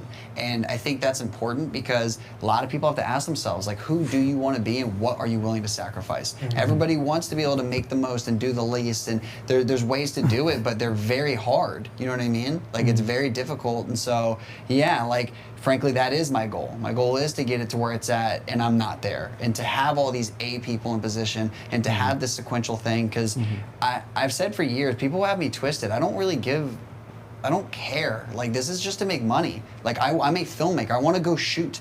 Like, if I wasn't getting paid, like, I would be traveling with David, drinking Medallas, making surf videos, making animal films. Like, that's what I would be doing. So when it comes to business, dude, I'm just trying to put as many zeros in the shortest amount of time while providing a great product. But, like, this isn't for funsies. The passion is for fun. Dude, this whole invoicing, keeping up, surviving, being relevant, it's not fun. Yeah. It's part of it. It's required, and I realize that, but you have to be honest with yourself about what it takes. The part the of that, it's like, but when you start figuring out how to correctly invoice, how to correctly do all these systems, then the money starts going up, and you're like, oh, Oh, I'm dude, it's a doing this double-bladed very sword. well. Trust me, So it I goes do both need ways. to dedicate a ton of effort into this, because I can make more with doing less, but then that kind of pulls me back away from doing some Well, other think things. about this. You guys have worked on a lot of like bigger projects, and so have I. But for all I know, I've maybe like prevented myself from it going to a certain direction because of my knowledge and experience. Whatever. I think there's a lot of opportunity with me overlapping with you guys some more, right? And as you guys know, I have a really great opportunity, and it's 100% going to have the four of you, the four of us, and a lot more people. I'm genuinely curious, what happens for me after that? Like, what happens when it gets presented like that? And this particular project, when it happens, before we do anything, the day that we arrive, there are going to be dozens of people that come up and talk to me, because I'm very involved in the industry. People from the WSL, people for the event, athletes, some of the people that are working, no judgment to me. But when they see that we're doing the whole thing, then they're gonna get what I've meant this last decade. I don't think that they doubt me, but when they realize that we're doing the entire thing, there's been opportunities for them to see how I was trying to do it earlier. No one failed me, but I just felt maybe they didn't understand the world you guys are living in, the way you're operating, because there's a big gap, right? And so I think this is the bridge, right? This is where I bring the A-team of all A-team out to do something in the direction I want to go in.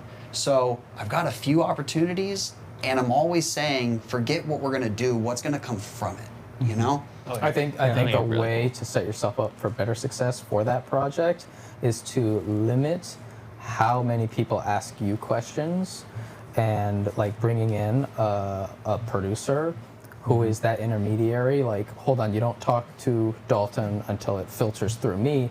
I can probably solve this for you, because there's going to be fires that you will be pulling you that day, a week before, 2 weeks before, and like there definitely needs to be a firewall of like. We need doers and we need thinkers. And I have actually a couple great producers who could probably jump in that role. I've spent more on budget before to bring them in, knowing this might be a little bit extra. I could do this all myself, but oh my gosh, having them be able to field all the questions and then synthesize it, present it to me, and instead of me going, all right, let me understand this problem, let me do this, what did they say, let me go ask them directly. It's like this person does all that for me. And I'm like, what, $1,500 a day as a producer, or whatever the rate is, or project based. I'm like, you made my brain be able to like chug slowly, continuously, and like not get rattled. And that's why I miss having my assistant that I had, because it was pretty awesome, man. There was times where there was like a conversation that had to be had with a client that was not requiring my assistance, and there was maybe either some resistance there or whatever, but just having that buffer. And then there was also this kind of chain of command where not everything got brought to my direct front door, and that was really nice. And that is going to be a big thing, because I was talking to my buddy on the phone, and I mentioned, he asked if it was okay, and I told him about this big project, and he's like, what's really ironic, he's like, I could come help shoot, because he's a shooter, but he's like, honestly, bro, I complimented him on his leadership skills. He's like, dude, maybe I could come in like for more of a producing role and a leadership role. And I was like, what's really ironic is we almost like, I don't want to say butted heads, but he's an alpha like me, and he likes to lead, and he's really spontaneous and got a lot of energy. And I was like, shit, dude, maybe this is the perfect opportunity for this. I was like, this would be great. So it's going to put me into a position where by default, so many more humans are going to be required than I'm used to. And I'm really excited, just because in conjunction with that, it appears to be an appropriately set up production where I'm not going to get not enough tools to do this right, And he might make wrong decisions on the day, and you have to afford him the autonomy to be like, oof, I gave you that risk, you made a wrong decision, you made a right decision, but that's your role. And that's super hard to step away and be like, oh, I think I'm needed over there. And it's like, maybe, but that's his role. He is supposed to figure this out right now. You are supposed to figure out what you're doing. But giving that risk to someone is like, I think finding thinkers has been one of my hardest things. I think it was kind of like what you're talking about with like a freelancer versus a business owner. No offense to anybody, I don't mean this in the wrong way, but like getting someone to like execute labor is pretty straightforward when they're good at something. Getting someone to crisis avert, getting someone to identify something early or know how to do the dance, that is difficult. And thinkers are hard to, I don't want to say hard to find, but they're crucial, and I haven't hired enough to help me lift that part.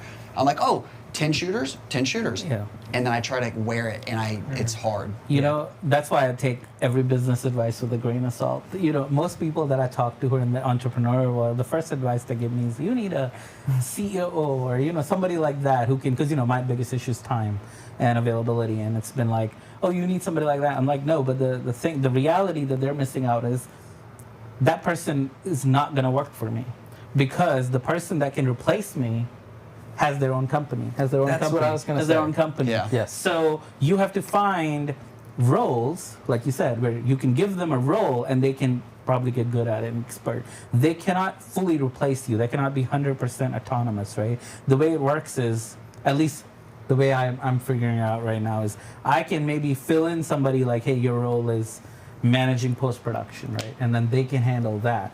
But I don't think there's a person who can replace me, who can do the full crisis management, client management, all of that, because that person exists. I mean, we have 3 right here, but you guys are running your company. You're not going to come work for me, if that makes sense. Yeah, well, not company-wide, though. Yeah. On a project basis. There ain't no way in hell anybody's going to step into what I'm currently doing, because it's not done right. And that's the big problem. That's why I have so much struggle getting people, because I'm like, hey, can you wear 14 hats?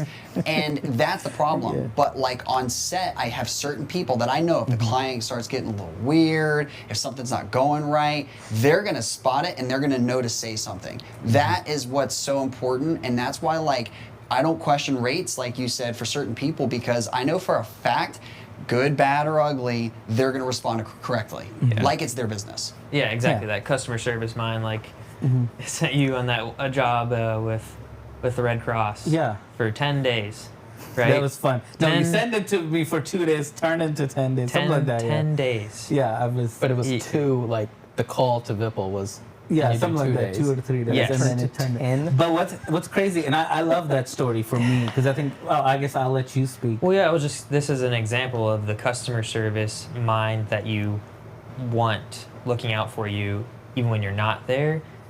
He's talking to these folks from Red Cross and getting my name in the hat for other opportunities outside of this coverage we were doing. Like pretty big opportunities. And he's like just exploring that during car ride conversations. Exactly. I'm like, dude, I didn't ask you to go out there and sell for me or like talk to clients that way for me. I asked you to like film, don't And edit get some- hurt, and like edit some things and then come home and get paid. Like that kind of thing is why I always try to hire A-teamers as much as possible. And people that have that customer service mind and personality, and here's 'cause you my can trust them to perspective talk on it, And to that you your know. respect customer. too. Yeah, you know? but here's 100%. my perspective on it. I would be doing that anyway. So if I'm on a car ride with someone, I'm not gonna be on my phone. We're having a conversation, and if I explore an opportunity, I'm gonna treat it like a business opportunity. I'm like, oh, you do this. Oh, you have a 30-40 grand video contract. You do this every day. But now I'm normally a been to production, but now I'm like, no, I'm representing him. So I immediately go, AK Studios can handle it. Adam K Studios is the right partner. I think we need to get next year when your contract He's is. literally we'd be selling gonna- me harder than I would ever Yeah, sell. because I'm like, Dude, why are we not doing it? And she's like, we don't have a flying budget. And I mean, I was like, no, we will manage the budget. You just give us the 30 grand or whatever. It's for Adam and me to figure out. But again, I would be out of it. But at that time, I want to say, No, you would be I'm my on own it 'cause you company. got me Yeah, regardless. opportunity, I'm bro. like, no, we will figure out the travel budget. You give us the total budget. But in that moment, I'm doing what I would do, but I'm doing it because I'm representing him. But you're doing it because you trust him to keep you in the loop for the job. To be because honest, I wouldn't care. But Yeah. is that I not the will right be thing to honest do here, though? Yes. But here's the thing. If Adam tomorrow called me and said, hey, we closed that thing, I think Kathy, what was her? Well, either way, we closed that deal, awesome, but I don't have a role for you. I'd be like, awesome, dude. Because I wasn't doing it out of but what I'm saying is I cannot turn it off. Yeah. Right? No. Does that make sense? I was But you being did it the me. right way. Yes. Because what if you said, I'm going to take that? But then he would never hire me, and I wouldn't hire So the anyone else to reason do that I'm yeah. here right now is because of him. Yeah. When you brought me to your meeting and I spoke to everybody, what did I tell you? I don't fuck with other people, dude. I've been burned way too many times. I have a chip on my shoulder you can see from down the street. This last weekend, while I'm in Madison Square Garden, I pull off this idiot project last second for some people that are in Brevard County, and frankly, the blood was on the wall. They asked for a quote a month ago. They hit me up 12 hours before they wanted it. I was like, if I can get someone there, then why not, right? So I texted you, I think, and I contacted everybody. I ended up getting a guy from the other coast to drive over there to do this. At the end of the night, I'm in Madison Square Garden. The last fight is in the last round, okay? And I hadn't heard from him. And I realized how late it is. I'm like, how did it go? And he says, went well. They hired me to come back for tomorrow. I was like, no, they didn't, because I didn't get hired. Are you out of your effing mind? So I text him and the client, and obviously very cleanly was like, it's my understanding that you guys discuss services tomorrow that would need to be executed through my agency that you hired in the first place. This is something that's never happened before. They both blame each other.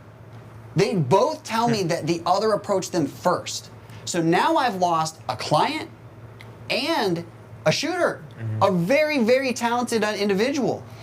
And then in my fluster, I broke my rule, which is don't call people when I'm angry. But the conversation that I was attempting to diffuse was not really getting responses that I wanted to hear. So I picked the phone up.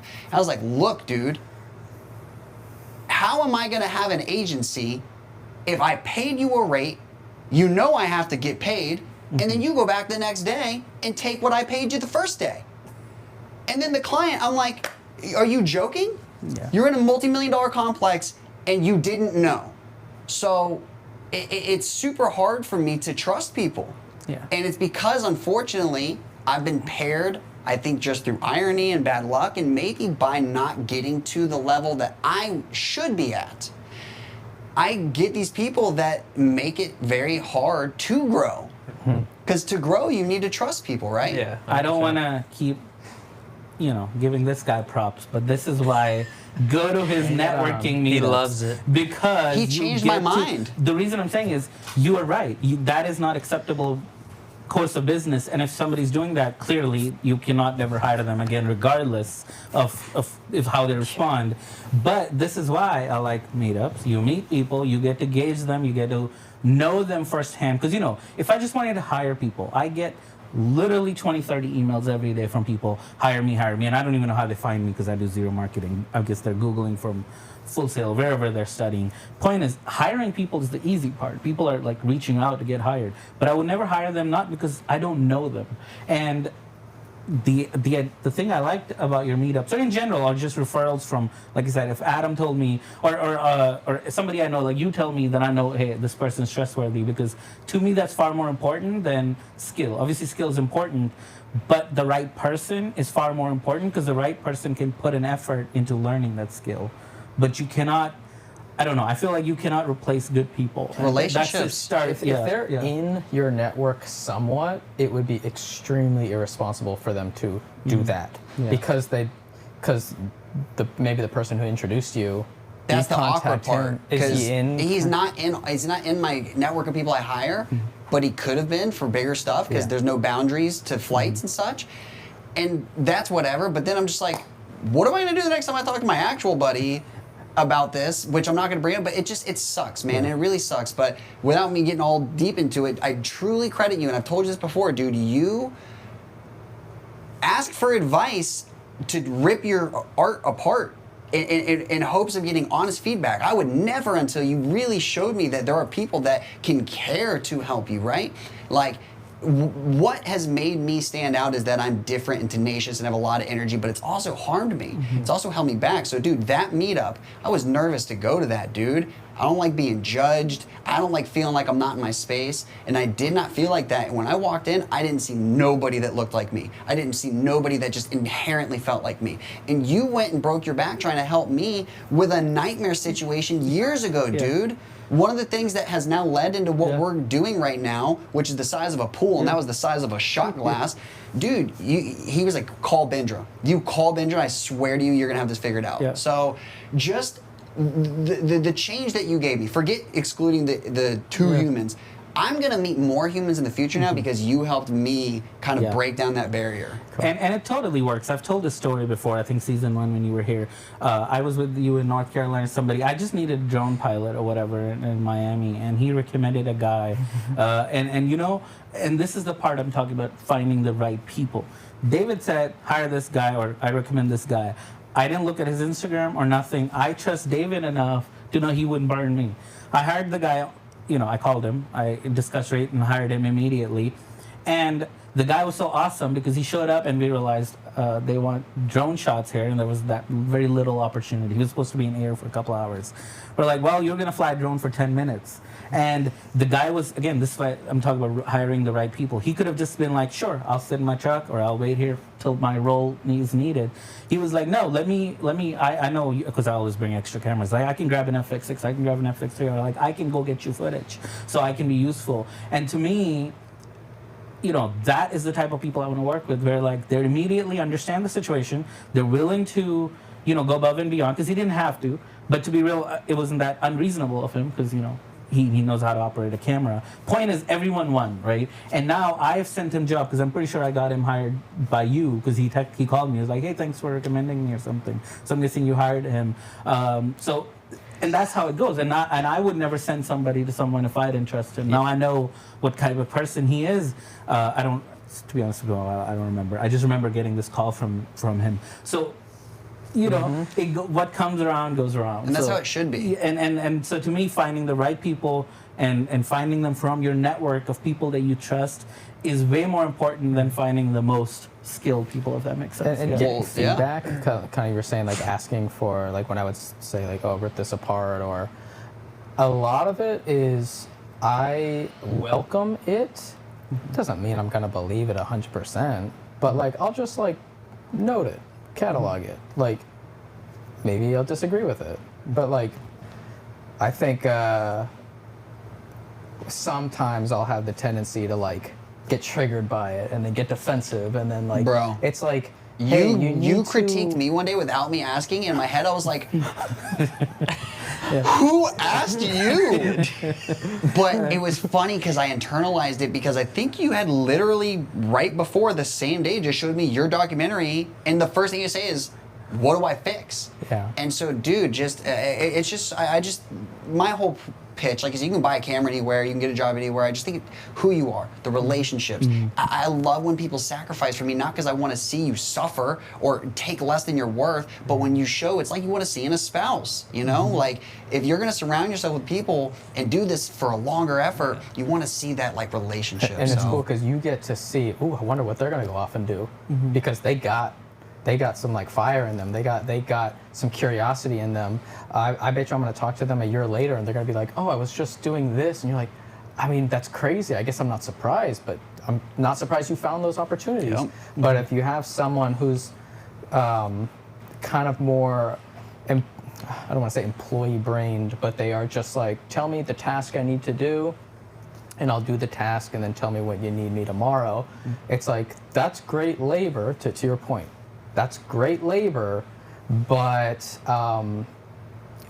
our levels are going to kind of be like this, and they're going to stay like that. Yeah. But if I find someone, it's really nice when you find someone, kind of like you, like your buddy Thanks, bro. recommended This was a you compliment. to meet me because you were coming into Oh, Orlando. yeah. And I was like, it was not for me to be like, let me find a subcontractor that I can like put on my on my thing. I didn't have anything at that point. Yeah, I was just like, You hired me. yeah. I was just like, oh, so he has this going for him. He's got this going for him. That's kind of cool. Like, I wonder what he's gonna like find while he's here. And then you found your own thing, and then someone finds their own thing, and it's just like, okay, yeah, I want to be one of those guys who's like curious and looking forward, but sometimes if you have a cushy situation, you're just like, I'm just gonna chill, I'm gonna sit here, and like, how come I haven't done anything interesting in a while? It's like, well, those other people are hungry, and they bring their A-team brain when they're hired, and then when they're finding their own clients, they retain that A-team brain, and they're finding this, like you on the hurricane thing, when you just found him more contracts, like to bring in, like. Yeah, it's cool to be around people who are motivated and act on that motivation. Can't believe it's been so long we've been talking, but before we go, there's another topic I did want to touch, because I've been, and kind of related to premium gear that you were talking about, because I do want people to see the business, because I'm normally, I've given just advice like don't invest in gear or whatever, and everyone comes here and talks about how much gear I have or whatever, even you assume like that's the biggest expense. I want to talk to people, again, my advice is still don't buy gear, but I do want to show people that the gear that I have is because of the work I have. I don't buy gear. Yes, I like gear, but I still don't buy gear just because I want to. So, for example, how a business decision is made about gear, at least in my business. So, for example, I bought two 300D2 lights from Aperture back in 2019. Today is 2025. The lights work fantastic. I take care of my gear. They're excellent. I have used those lights hundreds of times in the last 6-7 years. And so the investment, I think, was $1,200 to $1,300 per light. And they have gone out on rentals and maybe at least $3,000 to $4,000 each light. On top of that, now I'm going to, because I'm upgrading the lights, I'm going to sell them for $600 roughly, $500 to $600. So for a 50% cost of the equipment, from the business perspective, I paid 50% of the cost of the product in its life cycle. That product is now going to go make somebody else way more money in content. And now I get to upgrade for another 50%, because the new light that's replacing it is about the same price, $1,100 to $1,200 with tax. So for another 50%, now I get to last the gear another 5-6 years, assuming. But point I'm trying to make is, as a cost to the business, it is literally profit. Yeah. I made money from that gear. I hope that the perspective sets in. So I had the light for $600 end cost after sale. For 6 years, that means the cost per year was $100. I rented it out at least every year for $1,000, and that's not counting the numerous times we used the gear. I hope that makes sense. When you buy gear, which I'm about to sell you something that it was a total loss. So let's not. There is a negative side to gear too. Listen, just hunt people like Bindra and wait. Now there's the other side too. I bought a gear for $2,700, quite literally, and 2 of those, and one of that has sat brand new in a case, and now I'm going to sell them for a huge loss. But the thing is, I didn't need 2. I didn't need to buy 2. So there's that side of it. But what I'm saying is most. And sometimes, business, you make bad decisions too. That's okay. But ultimately, what I'm saying is most of my gear makes me money. It's not an expense. Yeah. It's an investment, and it's done very calculated so that eventually there'll be a return. There's some bad decisions, but overall as a business, the decisions are 90% positive, which means the business can continue. So anyway, that was just a right summary of, guys, like, I'm not wasting money on gear. Gear is an investment. It makes me money. Yes, I still wouldn't recommend it. I would be way richer. I would have way more money in the bank if I didn't buy gear, because I can hire people who have the gear. So why buy it? That's a great mindset, though. Yeah, but it's not an expense. It's just an investment. And 99%, actually, some of my stuff sells for more than I bought it. Because you have to understand, like, some like FX6 went up $500, right, or whatever. So a lot of things can actually appreciate in price by the time you sell it. So I have sold things for more money after using them for years, and it was a positive net. Anyway, I just wanted to share the opposite perspective on gear than I have in the past. Like, I am not losing money in gear. I'm making tons and tons of money from gear too. So. Another side to look at it, and that only matters if you buy premium gear, which is why I always recommend buy the right thing. Buy the Teradek. Don't buy the cheaper brand. Will it work? Yes, but you won't get that resale benefit that I'm talking about, that in 5 years people still want it. Same thing with aperture lights or Sockler tripods or stuff like that. Like, believe it or not, this Sockler, I think the first one I ever bought, cost more. I could sell it for more than I bought brand new, because the prices so jumped on these sticks that it's 1.5x the used price than the brand new I paid 6-7 years ago when I bought it. Because and that's just appreciation in price of the gear or whatever. So again, that's just another perspective. You can buy gear, but you have to buy it strategically. And my advice always is buy the premium option, because that's the only way to have resale value. You can buy cheap stuff, there's nothing wrong, but then that's not where you'll make your money back. You just more use of it. an expendable type Yeah, thing. exactly. And there's nothing wrong. You use it, and that's also a way to gain value, but don't expect to get money back. So anyway, that was it. Guys, thank you. Thanks for coming. Before we go, anything else we want to touch on? Well, I'm excited for the big project that you have that might include us and many more people. Stoked to see how that works out. And then really, like I was saying before, surrounding myself with other motivated, curious people is just cool, because I get to sometimes just eat popcorn and be like, oh, you got that cool thing? You got that cool thing? Cool. Yeah. I like being in this group. Exactly. No, I love, like you said, David, you started this. I can't believe you're here. As in introducing me to these amazing guys here. And there's so much to learn, man. The amount of chats I've had with this guy, and not all of them are good, but we'll say some are positive. But on planes and places, plus the chat I had with you when you were here, the value that we can gain, this is what I wanted. Like I said, this is a passion project. I can't believe we're finishing season 2, and all my thing was people should hear these valuable conversations, and can't believe we've done it. So I want to really thank you, Dalton. Thank for you coming guys, man. Twice on this season. For sure. Same thank you, David, coming twice in this season, and Adam. So I really appreciate you guys. This season been incredible with incredible guests. And we will see you next season. And I do want to shout out Mario before we go. The guy's been a trooper, sleeping over there though, but still here. Thank you all season for making this happen. This really was a lot more easier than me managing everything. So thank you, Mario. And like I said, I'll see you in season 3, and we'll do something completely different. We're going to change it 180. So see you. Bye.